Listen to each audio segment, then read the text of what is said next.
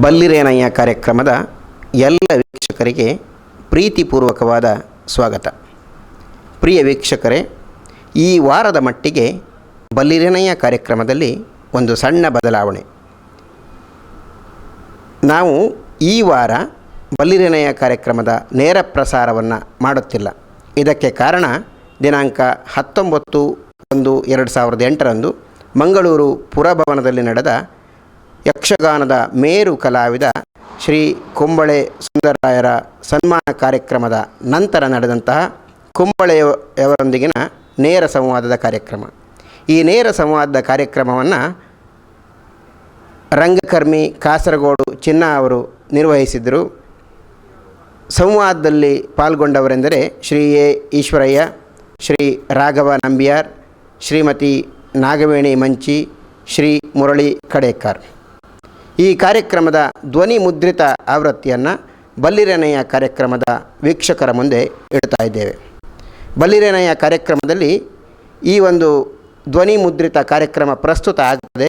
ಯಾಕಂತ ಹೇಳಿದರೆ ಕುಂಬಳೆಯವರೊಂದಿಗಿನ ಸಂವಾದ, ಕುಂಬಳೆಯವರಲ್ಲಿರುವಂತಹ ಹೆಚ್ಚಿನ ಜ್ಞಾನವನ್ನು, ಕುಂಬಳೆಯವರ ವಿಚಾರವನ್ನು ಜನರ ಮುಂದೆ ಇಡುವಂತಹ ಒಂದು ಪ್ರಯತ್ನ ಅಲ್ಲಿ ನಡೆದಿತ್ತು.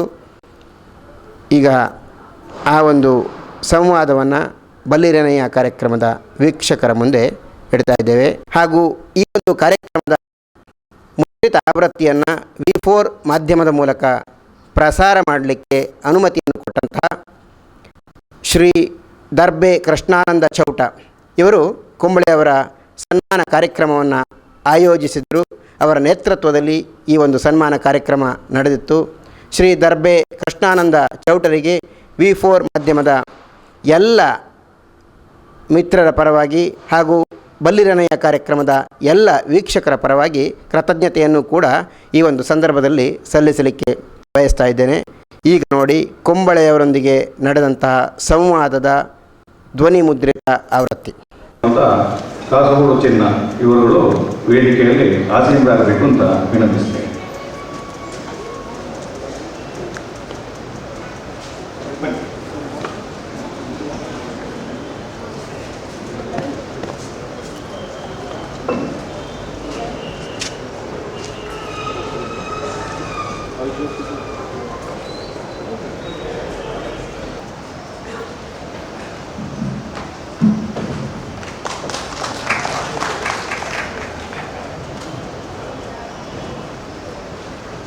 ಇನ್ನೂರವರು ಈ ಸಂವಾದ ಕಾರ್ಯಕ್ರಮಕ್ಕೆ ಸಂಪನ್ಮೂಲ ವ್ಯಕ್ತಿಯಾಗಿ ಬಂದವರು ಉದಯವಾಣಿಯ ಉಪಸಂಪಾದಕರಾಗಿ, ಯಕ್ಷಗಾನದಲ್ಲಿ ಲೇಖಕರಾಗಿ, ಭಾಗವತರಾಗಿ, ದೊಂದಿ ಬೆಳಕಿನ ಯಕ್ಷಗಾನದ ರೂವಾರಿಯಾಗಿ ಹಲವು ಯಕ್ಷಗಾನ ಕಾರ್ಯಕ್ರಮಗಳಲ್ಲಿ ತನ್ನನ್ನು ಸಂಪೂರ್ಣವಾಗಿ ತೊಡಗಿಸಿಕೊಂಡಂಥ ಹಿರಿಯ ಕಲಾವಿದ, ಲೇಖಕ, ವಿಮರ್ಶಕರಾದಂತಹ ಡಾಕ್ಟರ್ ರಾಘವ ನಂಬಿಯಾರ್ ಆಗಮಿಸಿದ್ದಾರೆ. ಇವರನ್ನು ಕೂಡ ಸಮಿತಿಯ ಪರವಾಗಿ ಸ್ವಾಗತಿಸುತ್ತೇನೆ.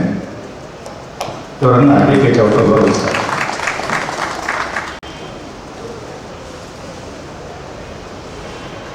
ಇನ್ನೂರು ಮಹಿಳೆ, ಕಾಲೇಜಿನ ಪ್ರಾಧ್ಯಾಪಕರಾಗಿ, ಯಕ್ಷಗಾನದ ಚಿಂತಕರಾಗಿ, ಹಲವು ಕಾರ್ಯಕ್ರಮಗಳ ರೂವಾರಿಯಾಗಿ, ಅಲ್ಲದೆ ಯಕ್ಷಗಾನದ ಮಹಿಳಾ ಅರ್ಥಧಾರಿಯಾಗಿ, ವೇಷಧಾರಿಯಾಗಿ ಮಿಂಚಿದಂತಹ ಶ್ರೀಮತಿ ನಾಗವೇಣಿ ಮಂಚಿಯವರು ಆಗಮಿಸಿದ್ದಾರೆ. ಇವರನ್ನು ಕೂಡ ಸಮಿತಿಯ ಪರವಾಗಿ ಸ್ವಾಗತಿಸುತ್ತೇನೆ.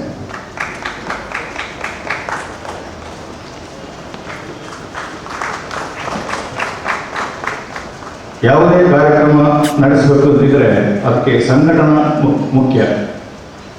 ಸಂಘಟಕರು, ಕಲಾವಿದರು, ಕಲಾ ಪೋಷಕರು, ಕಾರ್ಯಕ್ರಮ ಮುಗಿದ ನಂತರ ಕಲಾವಿದರನ್ನು ಕೇಳುವವರಿಲ್ಲ.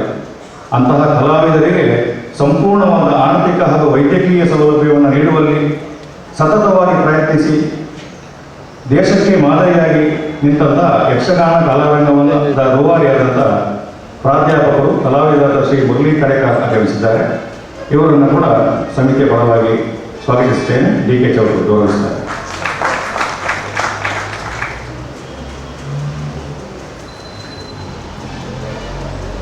ಈ ಕಾರ್ಯಕ್ರಮವನ್ನು ನಿರ್ವಹಿಸಿ ನಿರೂಪಣೆ ಮೂಲಕ ತನ್ನ ವಾಕ್ಚಾತುರ್ಯವನ್ನು ಮೆರೆದಾಡಿದ್ದಾರೆ. 20ಕ್ಕಿಂತಲೂ ಮಿಕ್ಕಿ ಚಲನಚಿತ್ರಗಳಲ್ಲಿ ಅಭಿನಯಿಸಿ ರಂಗ ಭೂಮಿಯಲ್ಲಿ ಸತತವಾಗಿ ಕ್ರಿಯಾ ಚಟುವಟಿಕೆಯಿಂದ ಕೂಡಿದ್ದು ಆದರ್ಶ್ ಫಿಲ್ಮ್ ಇನ್ಸ್ಟಿಟ್ಯೂಟ್ನಲ್ಲಿ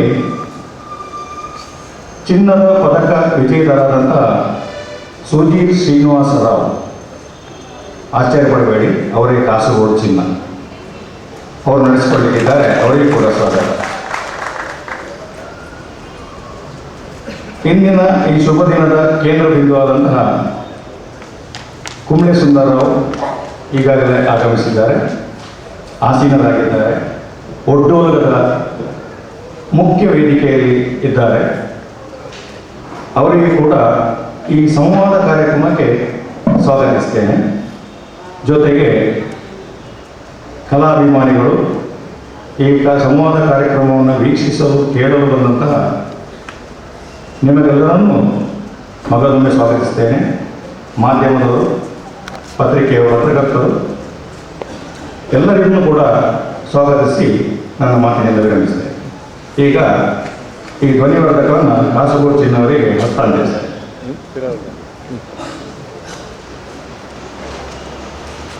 ಸರ್, ಎಲ್ರಿಗೂ ಕೂಡ ನಮಸ್ಕಾರ. ಶ್ರೀ ಕುಂಬಳೆಯವರ ಜೊತೆ ಸಂವಾದವನ್ನು ಪ್ರಾರಂಭಿಸುವ ಮೊದಲು ಗಲ್ಫ್ ರಾಷ್ಟ್ರವಾದಂತಹ ಬಹರೀನ್ನಲ್ಲಿ ಯಕ್ಷಗಾನವನ್ನು ಪ್ರಾರಂಭಿಸಿ ಅಲ್ಲಿ ಅದರದೇ ಆದಂಥ ಒಂದು ತಂಡವನ್ನು ಕಟ್ಟಿ ರಮೇಶ್ ಮಂಜೇಶ್ವರ್, ಧೂಮಣ್ಣರೈ, KC ಉದ್ಯಾವರ್, KV ಅಮೀನ್, ಜಯಪ್ರಕಾಶ್ ಮುಂತಾದ ಗೆಳೆಯರೆಲ್ಲ ಸೇರಿಕೊಂಡು ಸುಮಾರು 10 ವರ್ಷಗಳಿಂದ ಕುಂಬ್ಳೆ ಸುಂದರರಾಯರನ್ನು ಬಹರೀನ್ಗೆ ಕರೆಸಿ, ತದನಂತರ ರಮೇಶ್ ಶೆಟ್ಟಿ ಬಾಯಾರನ್ನು ಕರೆಸಿ, ಉಪ್ಪಳ ಕೃಷ್ಣ ಮಾಸ್ಟರನ್ನು ಕರೆಸಿ ತರಬೇತಿಯನ್ನು ಪಡ್ಕೊಂಡು ಒಂದು ಒಳ್ಳೆಯ ತಂಡವನ್ನು ಮಾಡಿ ನಮ್ಮ ಈ ಯಕ್ಷಗಾನವನ್ನು ದೂರದ ಕೊಲ್ಲಿಗೆ ಕೂಡ ಕೊಂಡಂಥ ಒಂದು ಧೀಮಂತ ತಂಡ ಯಕ್ಷಕಲಾರಂಗ ಬಹರೀನು. ಅವರು ದೂರದ ಬಹರೀನ್ನಿಂದ ಇಲ್ಲಿಗೆ ಈ ಕಾರ್ಯಕ್ರಮಕ್ಕೆ ಬಂದಿದ್ದಾರೆ ಮತ್ತು ತಮ್ಮ ಗೌರವವನ್ನು ಕೊಟ್ಟು ಅವರಿಗೊಂದು ಗುರು ಕಾಣಿಕೆಯನ್ನು ಕೊಡಬೇಕು ಅಂತ ಕೇಳ್ಕೊಂಡಿದ್ದಾರೆ. ಅದಕ್ಕೋಸ್ಕರ ಆ ಯಕ್ಷರಂಗದ ಜಯಪ್ರಕಾಶ್ ಅವರು ಬಂದು ಆ ಗೌರವವನ್ನು ಸುಂದರನಿಗೆ ಕೊಡಬೇಕು ಅಂತೇಳಿ ನಾನು ಅವರ ಪ್ರಾಮಾಣಿಕವಾಗಿ ಮತ್ತು ವಿನಮ್ರವಾಗಿ ಕೇಳಿಕೊಳ್ತೇನೆ.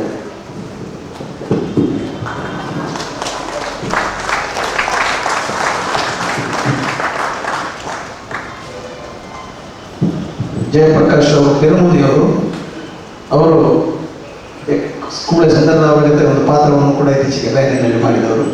ಧನ್ಯವಾದ ಯಕ್ಷಕತೆಗೆ.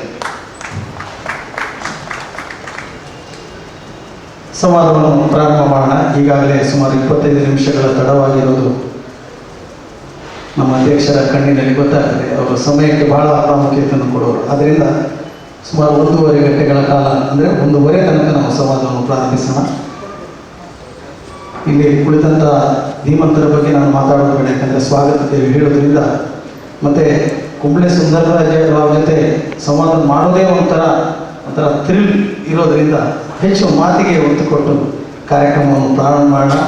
ಎಲ್ಲರೂ ಸಮಯದ ಪರಿಮಿತಿ ಎಲ್ಲರಿಗೂ ಕೂಡ ಗೊತ್ತಿರೋದ್ರಿಂದ ನೀವೇ ನಿಮಗೆ ಚೌಕಟ್ಟನ್ನು ಹಾಕ್ಕೊಳ್ಳಿ ಅಂತ ಈ ಸಂದರ್ಭದಲ್ಲಿ ಹೇಳ್ತಾ, ನಮ್ಮ ಕಾಸರಗೋಡಿನ ಪಕ್ಕದ ಕುಂಬಳೆಯ ಈಶ್ವರಯ್ಯರವರು, ನಮ್ಮ ಹಿರಿಯಣ್ಣ ಸಮಾನರು, ಅವರು ಸಂವಾದವನ್ನು ಪ್ರಾರಂಭ ಮಾಡಬೇಕು ಅಂತ ನಾನು ಕೇಳ್ಕೊಳ್ತೇನೆ. ಧ್ವನಿ ವರ್ಧಕನೆ ಮಾಡುತ್ತಿದೆ.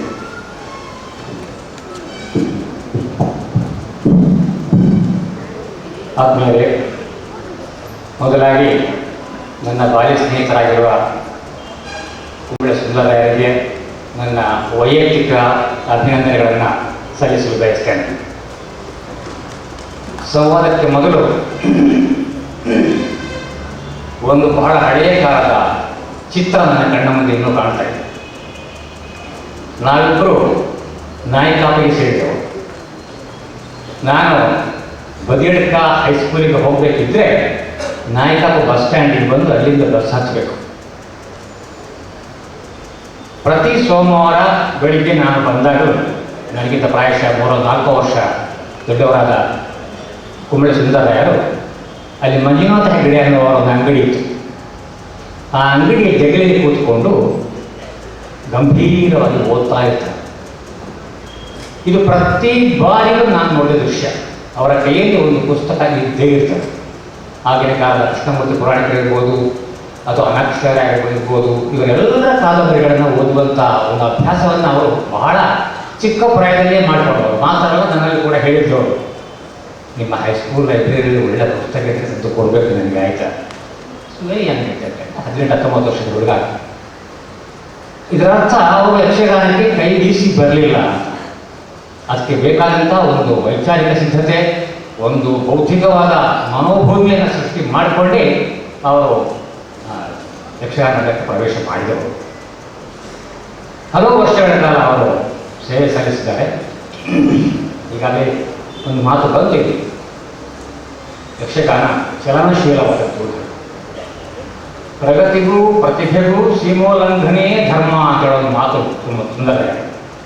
ಯಾವುದೇ ಒಂದು ಕಲೆ ಒಂದು ಚೌಕಟ್ಟಿನೊಳಗೆ ವ್ಯವಸಾಯ ಮಾಡ್ತಾ ಮಾಡ್ತಾ ನಿಧಾನವಾಗಿ ಆ ಕಲಾವಿದನ ಪ್ರತಿಭೆಯೂ ಮಂಕಾಗ್ತದೆ, ಆ ಕಲೆ ಬೆಳವಣಿಗೆಯೂ ಕುಂಠಿತ.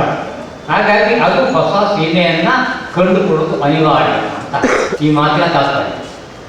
ಈ ನಿಮ್ಮ 50 ವರ್ಷಗಳ ಅನುಭವದಲ್ಲಿ ಯಕ್ಷಗಾನ ಕಲೆ ಕೂಡ ಇದಕ್ಕೆ ಹೊರತಾಗಿದೆ. ಅದು ಕೂಡ ಹಲವು ಬಾರಿ ಹಲವು ರೀತಿಯಲ್ಲಿ ಸೀಮೋಲ್ಲಂಘನೆಯನ್ನು ಮಾಡಿಯೇ ಬಂದಿದೆ. ಒಬ್ಬೊಬ್ಬ ಕಲಾವಿದರು ಸೀಮೋಲ್ಲಂಘನೆ ಮಾಡಿದರೆ ಒಟ್ಟು ಕಲೆಯ ಪರಿಧಿಯೂ ಸೀಮೋಲ್ಲಂಘನೆಯಾಗಿ ಬಂದಿದೆ. ಇದರಲ್ಲಿ ನಿಮ್ಮ ಒಬ್ಬ ರಂಗದ ಕಲಾವಿದನಾಗಿ ಎಷ್ಟು ಸ್ವೀಕಾರಾರ್ಹ, ಎಷ್ಟು ಸ್ವೀಕಾರಾರ್ಹ ಅಲ್ಲ, ಯಾವ ಬದಲಾವಣೆಯನ್ನು ನಾವು ಒಟ್ಟು ಕಲಾ ಚೌಕಟ್ಟಿಗೆ ಒಪ್ಪಿಕೊಳ್ಬಹುದು, ಯಾವುದು ಒಪ್ಪಲಿಕ್ಕೆ ಸಾಧ್ಯ ಇಲ್ಲ. ಯಾಕಂದರೆ ನನ್ನ ವೈಯಕ್ತಿಕ ಅಭಿಪ್ರಾಯದಲ್ಲಿ ಬಹಳಷ್ಟು ವಿಚಾರಗಳನ್ನು ನಾವು ಬಿಟ್ಟು ಎಸೆಯಬೇಕಾದಂತಹ ವಿಚಾರಗಳು ಇವೆ. ನೀವು ಅದನ್ನು ವಾಸ್ತವದಲ್ಲಿ ರಂಗದಲ್ಲಿ ಅನುಭವಿಸ್ತಾ ಬಂದಾಗ ನಿಮಗೇನು ಅನ್ನಿಸ್ತು? ಈ ಬದಲಾವಣೆಯಲ್ಲಿ ಎಷ್ಟು ನಮಗೆ ಕಲೆಗೆ ಪೂರಕವಾದ ಅಂಶ ಇದೆ, ಪೋಷಕವಾದ ಅಂಶ ಇದೆ, ಎಷ್ಟು ಅಂಶಗಳು ಸೇರ್ಪೆಯಾಗಿ ಹೊರಗಿಂದ ಬಂದು ಅಂಟಿಕೊಂಡವುಗಳಿವೆ ಬೇರೆ ಬೇರೆ ಕಾರಣಗಳಿಗಾಗಿ. ಇದನ್ನು ತಮ್ಮ ಕಲಾವಿದ ದೃಷ್ಟಿಯಲ್ಲಿ ಸ್ವಲ್ಪ ನೀವು ವಿವೇಚನೆ ಮಾಡಿ ಚೆನ್ನಾಗಿರ್ತದೆ. ಬಹಳ ಕಡಿಮೆ ವಾಕ್ಯಗಳಲ್ಲಿ ಪ್ರಶ್ನೆ ಕೇಳಿದ್ದ, ಉತ್ತರಕ್ಕೆ ಕಡಿಮೆ ವಾಕ್ಯ ಸಾಕಾಗುವುದಿಲ್ಲ. ಬಹುಶಃ ಏನು ಗ್ರಂಥ ಒಂದು ಬಂದಿದೆ ಅಂತಲ್ಲಿ ಒಂದು ಗ್ರಂಥ ಬೇಕು. ಅಷ್ಟು ವಿಷಯಗಳನ್ನು ವಿವರವಾಗಿ ಹೇಳಬೇಕಂತ ಅವಶ್ಯಕ ಪ್ರಶ್ನೆಯನ್ನು ಅವರು ಕೇಳಿದ್ದಾರೆ. ಯಕ್ಷಗಾನಕ್ಕೆ ನಾನು ಸೇರಿದಾಗ ನನ್ನಲ್ಲಿದ್ದ ಕೊರತೆ ಏನಿದೆ ಆ ಕೊರತೆಯನ್ನು ಮನಗಂಡೇ ಸೇರಿದವನು ನಾನು. ಅದು ಕ್ಷಮ್ಯ. ನೃತ್ಯದ ಭಾಗದಲ್ಲಿ ಕಡಿಮೆ ಇದ್ದರೆ, ಕೊರತೆ ಇದ್ದರೆ ಅದೇನು ಮಹಾ ವಿಷಯ ಅಲ್ಲ ಅಂತ ಹೇಳುವಂಥ ಒಂದು ವರ್ಗ ಆಗಲೇ ತಯಾರಾಗಿತ್ತು. ಕೆಲವರು ಮಾತುಗಾರರು ನನ್ನಲ್ಲೇ ಹೇಳಿದ್ದುಂಟು, ನನ್ನ ಆತ್ಮಚರಿತ್ರೆಯಲ್ಲಿ ಬರೆದಿದ್ದೇನೆ ಅದನ್ನು, ನಾವೆಲ್ಲ ಯಾಕೆ ಕುಣಿಬೇಕು, ಅದನ್ನು ನಾನು ಒಪ್ಪಲಿಲ್ಲ. ಅದರ ಪರಿಣಾಮವಾಗಿ ನೃತ್ಯದ ಭಾಗದಲ್ಲಿ ಪರಿಪೂರ್ಣತೆಯನ್ನು ಪಡೆಯುವುದಕ್ಕೆ ನಾನು ಅನ್ಯಾನ್ಯ ಗುರುಗಳನ್ನು ಆಶ್ರಯಿಸಿದ್ದೇನೆ. ಯಾರ್ಯಾರೆಲ್ಲ ನಾನು ನಾಟ್ಯ ಕಲಿತಿದ್ದೇನೆ ಅಂತ ನೀವು ಕೇಳಿದರೆ, ಅಷ್ಟೆಲ್ಲ ದೊಡ್ಡ ಮನುಷ್ಯರಲ್ಲಿ ಕಲಿತು ಇಷ್ಟೇ ಬಂದದ್ದು ನಿಮಗೆ ಅಂತ ನೀವು ಬೈತೀರಿ ಅಂತ ಹೆಸರು ಹೇಳೋದಿಲ್ಲ. ನನ್ನ ವಿದ್ಯೆಯೂ ಹಾಗೆ, ಅದನ್ನು ಈ ಸಂದರ್ಭದಲ್ಲಿ ಹೇಳ್ಬೋದು. 5 ಜನ ಗುರುಗಳಿಂದ ಕಲಿತದ್ದು ಅಷ್ಟೇ ಬಂದಿದೆ. 7ನೇ ಕ್ಲಾಸಿನವರೆಗೆ ಓದಿ ಇಷ್ಟು ಬಂದಿದೆ. 7ನೇ ಕ್ಲಾಸಿನವರೆಗೆ ಓದಬೇಕಾದ್ರೆ 5 ಶಾಲೆಗೆ ಹೋಗಿದ್ದೇನೆ. ಆದರೆ ಯಕ್ಷಗಾನಕ್ಕೆ ಬಂದಾಗ ಯಕ್ಷಗಾನಕ್ಕೆ ಬೇಕಾದಂಥ ಅಂಶ ನನ್ನಲ್ಲಿ ಇಲ್ಲದೇ ಇದ್ದರೂ ನನ್ನನ್ನು ತೆಕ್ಕೆಗೆ ತೆಗೆದುಕೊಂಡಂತಹ ಈ ಕಲೆಯ ಅದ್ಭುತವಾದಂತಹ ಶಕ್ತಿಗೆ ನಾನು ತಲೆವಾಗ್ತಾ ಇದ್ದೇನೆ. ನನಗೆ ತೋರಿದ್ದೇನು ಅಂತ ಕೇಳಿದರೆ, ನಾಟಕೀಯ ವೇಷವನ್ನು ಮಾಡಿ ಮಾತಿನ ಬಲದಿಂದ ಪಾತ್ರ ಚಿತ್ರಣ ಮಾಡುವುದಕ್ಕೆ ಆಗಲೇ ಅಭ್ಯಾಸ ಮಾಡಿದ್ರು ಹಿರಿಯ ಕಲಾವಿದರೆಲ್ಲ. ತಲೆಬಿಟ್ಟ ವೇಷಗಳು ಬರ್ತಿದ್ವು, ಕುಣಿತ ಇಲ್ಲದೇ ಇದ್ದರು, ಮುಂದೆ ಹಿಂದೆ ಹೋದರೆ ಸಾಕು ಅಂತ ಹೇಳುವವರು ಬರ್ತಿದ್ರು. ಇವರ ಮಧ್ಯದಲ್ಲಿ ಬಂದಂಥ ನನಗೆ ತೋರಿದ್ದು ಒಂದೇ, ಯಕ್ಷಗಾನ ಅಂದ ಮೇಲೆ ಅದರದ್ದಾದಂತಹ ಅಂಗಗಳೇನಿದ್ದಾವೆ ಅದಕ್ಕೆ ಅನ್ಯಾಯ ಮಾಡಬಾರದು.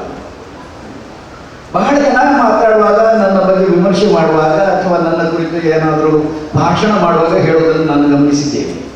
ಆ ಮಾತಿನಲ್ಲಿ ಏನು ತೋರುತ್ತದೆ ಅಂತಂದರೆ, ಈ ಮನುಷ್ಯ ಕುಣಿಯುವುದೇ ಇರುವೇನು ಅಂತ ಭಾವನೆಗಳು.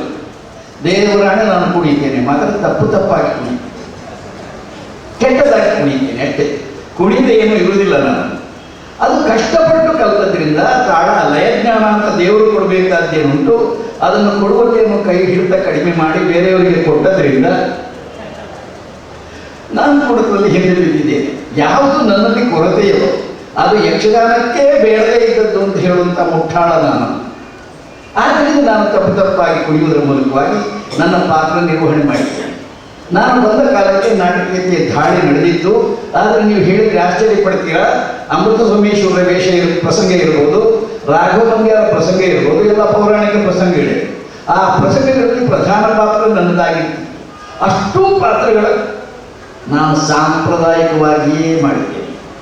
ಈಗಲೂ ಸಹ ಯಾವುದಾದ್ರೂ ವೇಷ ಮಾಡಬೇಕಾಗಿ ಬಂದಾಗ ಸಾಂಪ್ರದಾಯಿಕವಾಗಿ ಪಗಡಿ ವೇಷ, ಕಿರೀಟದ ವೇಷ, ಹಾಗೆ ಸಣ್ಣ ಧರ್ಮರಾಯ, ದಶರಥ ಇಂಥ ವೇಷ, ಇದನ್ನು ಹಾಗೇ ಹಿಂದಿನ ಪರಂಪರೆಗೆ ಸರಿಯಾಗಿ ಮಾಡ್ತೇನೆ. ದುರಂತ ಏನಪ್ಪ ಅಂತ ಕೇಳಿದ್ರೆ, ಇತ್ತೀಚಿನ ದಿನಗಳಲ್ಲಿ ನಾನು ಅಂದುಕೊಂಡಂತಹ ಸೌಂದರ್ಯಭರಿತವಾದಂತಹ ವೇಷದ ಅನೇಕ ಭಾಗಗಳು ಲೋಪಗೊಂಡಿವೆ. ಧರ್ಮರಾಯನ ಕಿರೀಟ ಕಟ್ಟುವರೇ ಇಲ್ಲ. ಬೇರೆ ನಮ್ಮ ವೀರವೇಷದ ಕಿರೀಟಗಳ ಬದಲು ಕಂಸನನ್ನು ಕಿರೀಟ ಇಟ್ಟು ಮಾಡೋದಿಲ್ಲ, ತಲೆ ಬಿಟ್ಟು ಮಾಡ್ತಾರೆ. ಇದೆಲ್ಲ ನಾನು ಒಪ್ಪುವುದಿಲ್ಲ. ಯಕ್ಷಗಾನ ಅಂದ ಮೇಲೆ ಅದರಲ್ಲಿರುವಂತಹ ಒಳ್ಳೆಯ ಅಂಶ ಏನಿದೆಯೋ, ಅದರ ಸಮಗ್ರತೆಗೆ ಸಹಾಯಕ ಆಗುವಂತಹ ಅಂಶ ಏನಿದೆಯೋ ಅದನ್ನು ಅಳವಡಿಸಿಕೊಂಡೇ ಕಲಾವಿದ ಮುಂದುವರಿಬೇಕು ಎಂಬುದು ನಾನು. ನಿಮಗೊಂದು ಅನುಭವ ಹೇಳಬೇಕು. ನಾನು ಧರ್ಮಸ್ಥಳದಲ್ಲಿ ವೀರೇಂದ್ರ ಹೆಗ್ಗಡೆಯವರು ಪಟ್ಟಕ್ಕೆ ಬಂದ ಮೇಲೆ ಯಕ್ಷಗಾನದ ಕಡೆಗೆ ಆಸಕ್ತಿಯನ್ನು ಅವರು ತೋರಿದ ಮೇಲೆ ನಾಟಕೀಯ ವೇಷಭೂಷಣಗಳೇನಿದ್ದಾವೆ ಅಷ್ಟನ್ನು ತೆಗೆದು ಅಟ್ಟಕ್ಕೆ ಹಾಕಿ ಅಂತ ಹೇಳಿ ಪರಂಪರೆಯ ವೇಷವನ್ನೇ ಮಾಡಿದರು. ಸೇವೆ ದಿವಸ ಮಾಡಿದರು, ಸಭಾ ಕ್ಲಾಸ್ ಮಾಡಿದರು, ತೆರೆ ಹೊರಪಾಡು ಮಾಡಿದರು, ತೆರೆ ಕುಣಿತ ಮಾಡಿದರು. ಧರ್ಮಸ್ಥಳ ಬಿಟ್ಟು ಈಚೆ ಬರುವಾಗ ಅಷ್ಟೂ ವೇಷದ ಸಾಮಾನುಗಳು ಏನು ಅಟ್ಟಕ್ಕೆ ಹೋಗಿತ್ತು ಅದು ಉಪಯೋಗದ ಮಟ್ಟಕ್ಕೆ ಬಂತು. ಮತ್ತೆ ಅದು ಹಳೆಯ ಸ್ಥಿತಿಗೆ ಬಂತು. ಹೆಗಡೆಯವರು ಆಟ ನೋಡ್ತಾರೆ ಅಂತ ಆಗುವಾಗ ನಾಟಕೀಯ ವೇಷ ಮಾಡ್ತಿರ್ಲಿಲ್ಲ. ಅವರ ಆಟಕ್ಕೆ ಬರದೇ ಇದ್ದ ದಿವಸ ನಮ್ಮದು ಅದೇ ನಡೀತಾ ಇತ್ತು. ನಾನು ಇದನ್ನು ಯಾಕೆ ಹೇಳ್ತೇನೆ ಅಂತಂದರೆ, ಅವರಿಗೆ ಯಾವುದು ಸೌಂದರ್ಯ ಅಂತ ಕಂಡಿತ್ತು, ಯಕ್ಷಗಾನದ ಸಮಗ್ರತೆಗೆ ಅಗತ್ಯ ಅಂತ ಕಂಡಿತ್ತು, ಅದು ಉಳಿದವರಿಗೆ ಕಾಣದೇ ಇದ್ದರಿಂದ ಕಲಾವಿದರು ಸುಲಭದ ಕಡೆಗೆಲ್ಲ ವಾಲಿದ್ರಿಂದ ಯಕ್ಷಗಾನಕ್ಕೆ ಸಾಕಷ್ಟು ಅಪಚಾರ ಆಗಿದೆ. ನಾನು ಬಂದ ಕಾಲದಲ್ಲಿ ಹೀಗಿರಲಿಲ್ಲ. ಈಗ ಅಂಥ ಬದಲಾವಣೆ ಆಗಿದೆ. ಅದನ್ನು ನಾನು ಒಪ್ಪುವುದಿಲ್ಲ. ಸಾಧ್ಯ ಇದ್ದಷ್ಟು ಹಿಂದಿನ ಕ್ರಮವನ್ನು ಅನುಸರಿಸಬೇಕು ಎಂಬಲ್ಲಿಗೆ ಈಶ್ವರಯ್ಯನವರ ಪ್ರಶ್ನೆಗೆ ಒಂದು ಅಷ್ಟಕ್ಕಷ್ಟು ಉತ್ತರ ಕೊಟ್ಟ ಹಾಗಾಯಿತು ಅಂತ ಗ್ರಹಿಸಿ. ಸುಂದರಣ್ಣನವರ ಪ್ರಾಮಾಣಿಕತೆ ಬಗ್ಗೆ ಎಲ್ಲರಿಗೂ ಗೌರವ ಇದೆ. ಅವರು ಅದನ್ನು ಅತಿಶಯೋಕ್ತಿ ಮಾಡಿ ಹೇಳುವ ಕ್ರಮ ಮೊದಲು ಇದ್ದದ್ದನ್ನು ನೇರವಾಗಿ ಹೇಳುವರು. ಅವರ ಕುಣಿತವನ್ನು ನಾನು ಕೂಡ ನೋಡಿದೆ. ಕುಣಿತ ಅವರ ದೌರ್ಬಲ್ಯದ ಇದನ್ನು ಪ್ರಶ್ನೆಯನ್ನು ಅವರೇ ಕೂಡ ಎಲ್ಲ ಕಡೆಯಲ್ಲಿ ಹೇಳೋದಿದೆ. ನಾನು ಒಳ್ಳೆಯ ಕುಣಿತಗಾರ ಅಲ್ಲ ಅನ್ನೋದು. ಮುಂದಕ್ಕೆ ಈಶ್ವರಯ್ಯನವರೇ ಪ್ರಶ್ನೆಯನ್ನು ಕೇಳುವುದರ ಬದಲಾಗಿ ಬಹುಶಃ ರಾಘವ ನಂಬಿಯಾರವರು. ನಾನು ಸುಂದರರಾಯನು ನೋಡುತ್ತಾ ಸುಮಾರು 48 ವರ್ಷ ಆಗಿದ್ದಾನೆ. ಅದರಲ್ಲಿ ಮೊದಲನೇ 10 ವರ್ಷ ಪ್ರೇಕ್ಷಕನಾಗಿ, ಅನಂತರದ 38 ವರ್ಷ ಮಿತ್ರರಾಗಿ ಮತ್ತು ಬೇರೆ ಬೇರೆ ರೀತಿಯಲ್ಲಿ ನಾವು ಭೇಟಿಯಾಗಿದ್ದೇವೆ, ಮಾತುಕತೆ ಒಡನಾಟ ಇತ್ತು ನಮ್ಮಲ್ಲಿ. ಈಗ ಬಂದ ಒಂದು ಮುಖ್ಯ ಪ್ರಶ್ನೆ ನಿನ್ನೆ ಉದಯವಾಣಿಯ ಪತ್ರಿಕೆಯಲ್ಲಿ ಬಂದಿತ್ತು. ಏನಂದರೆ, ಸುಂದರರಾಯರ ಕುಣಿತ ಚೆನ್ನಾಗಿಲ್ಲ. ನಾನು ಪೂರ್ತಿ ಒಪ್ಪುವುದಿಲ್ಲ. ಯಾಕೆಂದರೆ imitation is best appreciation, best form of appreciation. ನೀವು ಇವತ್ತು ತೆಂಕುತಿಟ್ಟನ ಮೇಳವನ್ನು ನೋಡಿದ್ರೆ ಕನಿಷ್ಠ 3-4 ಮಂದಿ ಸುಂದರರಾಯರ ಹಾಗೆ ಕುಣಿಯುತ್ತಾರೆ, ಅದೇ ಥರ ನಿಲ್ತಾರೆ, ಅದೇ ಥರ ನಡೀತಾರೆ, ಅದೇ ನೋಡಿ ಕೈ ತೆಗೆದು ಮಾತಿನ ವಿಭಾಗ ಬೇರೆ. ಅದಕ್ಕೆ ಏನು ಕಾರಣ ಅಂದರೆ ಅವರ ಕೈ ತೆಗೆದ ರೀತಿ ಚಂದ ಇದೆ. ಈಗ ಉದಾಹರಣೆಗೆ ಶೃಂಗಾರ ಪಾತ್ರದ ಪಕಡಿಯ ವೇಷ ಉಂಟು. ಸುಂದರರಾಯರಷ್ಟು ಚಂದ ಕುಣಿಯುವ ವೇಷಧಾರಿ ಒಳ್ಳೆ ನೃತ್ಯ ಬಂದವೂ ಅಲ್ಲ. ಅಷ್ಟು ಅವ್ರ ಮೂಮೆಂಟ್ ಉಂಟಲ್ಲ, ಮೂಮೆಂಟು ಕೈ ತೆಗೆಯುವ ಕ್ರಮ ಇದೆ. ಲಯಬದ್ಧ ಅಲ್ಲ ಅನ್ನೋದು ಬೇರೆ, ಅದು ಹೌದು, ಲಯಬದ್ಧ ಅಲ್ಲ. ಮತ್ತು ಅವರಿಗೆ ಬೇಕಾಗಿ ಹಿಮ್ಮೇಳದವರು ಹೆಚ್ಚಿನ ಪರಿಶ್ರಮ ಪಡ್ತಾ ಇದ್ರು, ಅದು ಅವರು ಉಪಯೋಗವಾಗಿರಬೇಕಾದ ವಿಷಯ. ಅದು ಹೌದಾಗಿದೆ. ಅವರ ಮೇಲೆ ಅವರು ಕರ್ತದ್ದು ಯಾರೇ ಇರಲಿ ಯಾವುದು ದಟ್ಟವಾದ ಪ್ರಭಾವ ಕಾಣಿಸಿದೆ.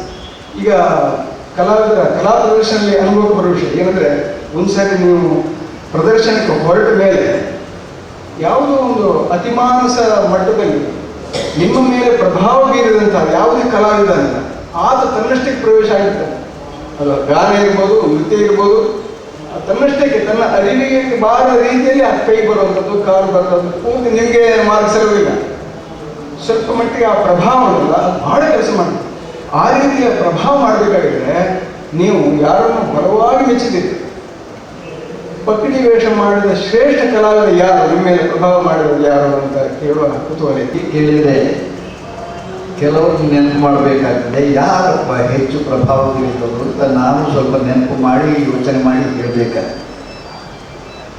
ಪಗಡಿ ವೇಷದಲ್ಲಿ ನಾನು ಪ್ರವೇಶ ಮಾಡಿದ ಕಾಲಕ್ಕೆ 100, 150, 200 ಗಿರ್ಕಿ ಹೊಡೆಯುವವರೆಲ್ಲ ಇತ್ತು. ಅವರೆಲ್ಲ ನನ್ನ ಮೇಲೆ ಪ್ರಭಾವ ಬೀರಿದ್ದಾರೆ ಅಂತ ನಾನು ಹೇಳಿದೆ. ಕೆಲವೇ ಗುರುತುಗಳಲ್ಲಿ ವೀರರಸರ ಆವಾಹನೆಯನ್ನು ಮಾಡಿ ಪ್ರಭಾವ ಬೀರುವಂತಹ ಸ್ಥಿತಿಯಲ್ಲಿ ಆ ಕಾಲದಲ್ಲಿ ಅಡಕೆ ರಾಮೇರಿಗಳಿದ್ರು. ಮೂಡುಬಿದ್ದ ಕಿಟ್ಟು ಅಂತ ಒಬ್ಬರಿದ್ರು, ಕೃಷ್ಣರಾವ್ ಅಂತ ಕರೀತಾರೆ ಅವರು. ನೀವು ನೋಡಿದವರು ಯಾರಾದರೂ ಇದ್ರೆ ನೆನಪು ಮಾಡ್ಬೋದು. ಸಮಗಾರ ವಾಸು ಅಂತ ಯಾರಿದ್ರು ಮೂಡುಬಿದ್ರೆಯಲ್ಲಿ ಅವರ ಶಿಷ್ಯ ಅವರು. ಸಮಗಾರ ವಾಸುರವರ ನಾಟ್ಯ ಏನಿತ್ತು ಅದು ಅದ್ಭುತ. ಮುಕ್ತಾಯಕ್ಕೆ ಕುಣಿದು ಕುಪ್ಪಳಿಸಿ ರಥಕ್ಕೆ ಬಂದು ಕೂತುಕೊಳ್ಳುವಂತಹ ದೃಶ್ಯ ಅದನ್ನೆಲ್ಲ ವರ್ಣನೆ ಮಾಡ್ತಾ ಇದ್ರು. ಅದರ ಸ್ವಲ್ಪ ಅಂಶ ಕಿಟ್ಟುನವರಲ್ಲಿ ನಾನು ನೋಡಿದ್ದೀನಿ. ಪುಂಡವೇಷದಲ್ಲಿ ಅಂಥ ಕುಣಿತ ಅಡಕೆ ರಾಮೇರಿಗಳದ್ದು ವೈವಿಧ್ಯಪೂರ್ಣವಾದ ಕುಣಿತ. ಮೂಡುಬಿದ್ರೆ ಕಿಟ್ಟೂರವರು ಸ್ಪ್ರಿಂಗಿನ ಹಾಗೆ ಆ ಗುತ್ತುಗಳನ್ನು ತೆಗೆಯುವಾಗ ಒಂದೇ ಕಡೆ ಮುಖ ಮಾಡಿ ಒಂದು ನೂರು ವ್ಯತ್ಯಾಸ ಆಗದೇ ಇದ್ದ ಹಾಗೆ ಮುಕ್ತಾಯಕ್ಕೆ ಚೆಂಗನೆ ನೆಗೆದು ಬಂದು ಈ ಪೀಠದಲ್ಲಿ ಕೂತುಕೊಳ್ಳುವಂಥ ರೀತಿ, ಇದೆಲ್ಲ ಅದ್ಭುತವಾಗಿ ನನ್ನ ಮೇಲೆ ಪ್ರಭಾವ ಬೀರಿದೆ.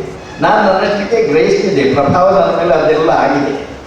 ಈ ಜನ್ಮದಲ್ಲಂತೂ ಆಗೋದಿಲ್ಲ, ಇದು ಇನ್ನೊಂದು ಜನ್ಮದಲ್ಲಿ ಇದಕ್ಕೆ ಅಂತ ಹುಟ್ಟಿ ಬಂದು ಇದನ್ನೆಲ್ಲ ಕಲಿತು ನಾನು ಚೆಂಗನೆ ಹಾರಿಯೇನು ಅಂತ ಗ್ರಹಿಸ್ತಾ ಇದ್ದೆ. ಪ್ರಭಾವ ಹಿಂದಿನ ಹುಣ್ಣುವೇಷದವರದ್ದು ಎಲ್ಲರದ್ದು ಆಗಿದೆ. ಎಲ್ಲರೂ ನನ್ನ ಮೇಲೆ ಪ್ರಭಾವ ಬೀರಿದ್ದಾರೆ. ಇನ್ನು ಕಿರೀಟದ ವೇಷದಲ್ಲಿ ನಾನು ಮೆಚ್ಚಿದ ವೇಷಧಾರಿ ಅಂತ ನೀವು ಕೇಳಿರುವಂಥ ಕದ್ರಿ ವಿಷ್ಣುನವರು. ಬಹಳ ಜನ ಅವರ ವೇಷ ನೋಡಿದವರು ಇರ್ಬೋದು. ಇನ್ನೊಂದು ಅದ್ಭುತವಾದಂತಹ ವೀರರಸ ಪರಾಕಾಷ್ಠೆಯನ್ನು ಪ್ರಕಟ ಮಾಡಿದ್ದನ್ನು ನೋಡಿದ್ದು ನಾನು ಕುಟ್ಟೆಪ್ಪನನ್ನು. ಉಳಿದ ವೇಷಗಳದವರು ಪ್ರಸಿದ್ಧಿ ನಿಮ್ಗೆ ಗೊತ್ತಿದೆ. ಬಣ್ಣದಲ್ಲಿ ಅದ್ಭುತ ಸಿದ್ಧಿ ಪಡೆದವರು, ಹೊಸ ಸ್ವರೂಪವನ್ನು ಕೊಟ್ಟವರು ಬಣ್ಣದಕ್ಕೆ, ಅದೆಲ್ಲ ಸರಿ. ಅಶ್ವಮೇಧದಲ್ಲಿ ವೀರವರ್ಮ ಸ್ವಾಮಿ ಅಷ್ಟು ವೀರರಸ ಪ್ರಕಟ ಮಾಡೋದಕ್ಕೆ ಒಬ್ಬನಿಗೆ ಸಾಧ್ಯ ಅಂತ ನೀವು ಕಲ್ಪನೆ ಮಾಡಲಿಕ್ಕಿಲ್ಲ. ಆ ಕೃಷ್ಣನ ಭಾಗದಲ್ಲಿ, ಅರ್ಜುನ ಭಾಗದಲ್ಲಿ, ಆ ಯುದ್ಧದಲ್ಲಿ ಈಗಲೂ ರೋಮಾಂಚನ ಆಗ್ತದೆ ನನಗೆ. ಆ ಮನುಷ್ಯನಿಗೆ ಬಹಳ ಮಾತಾಡಬೇಕು ಅಂತ ಚಟ.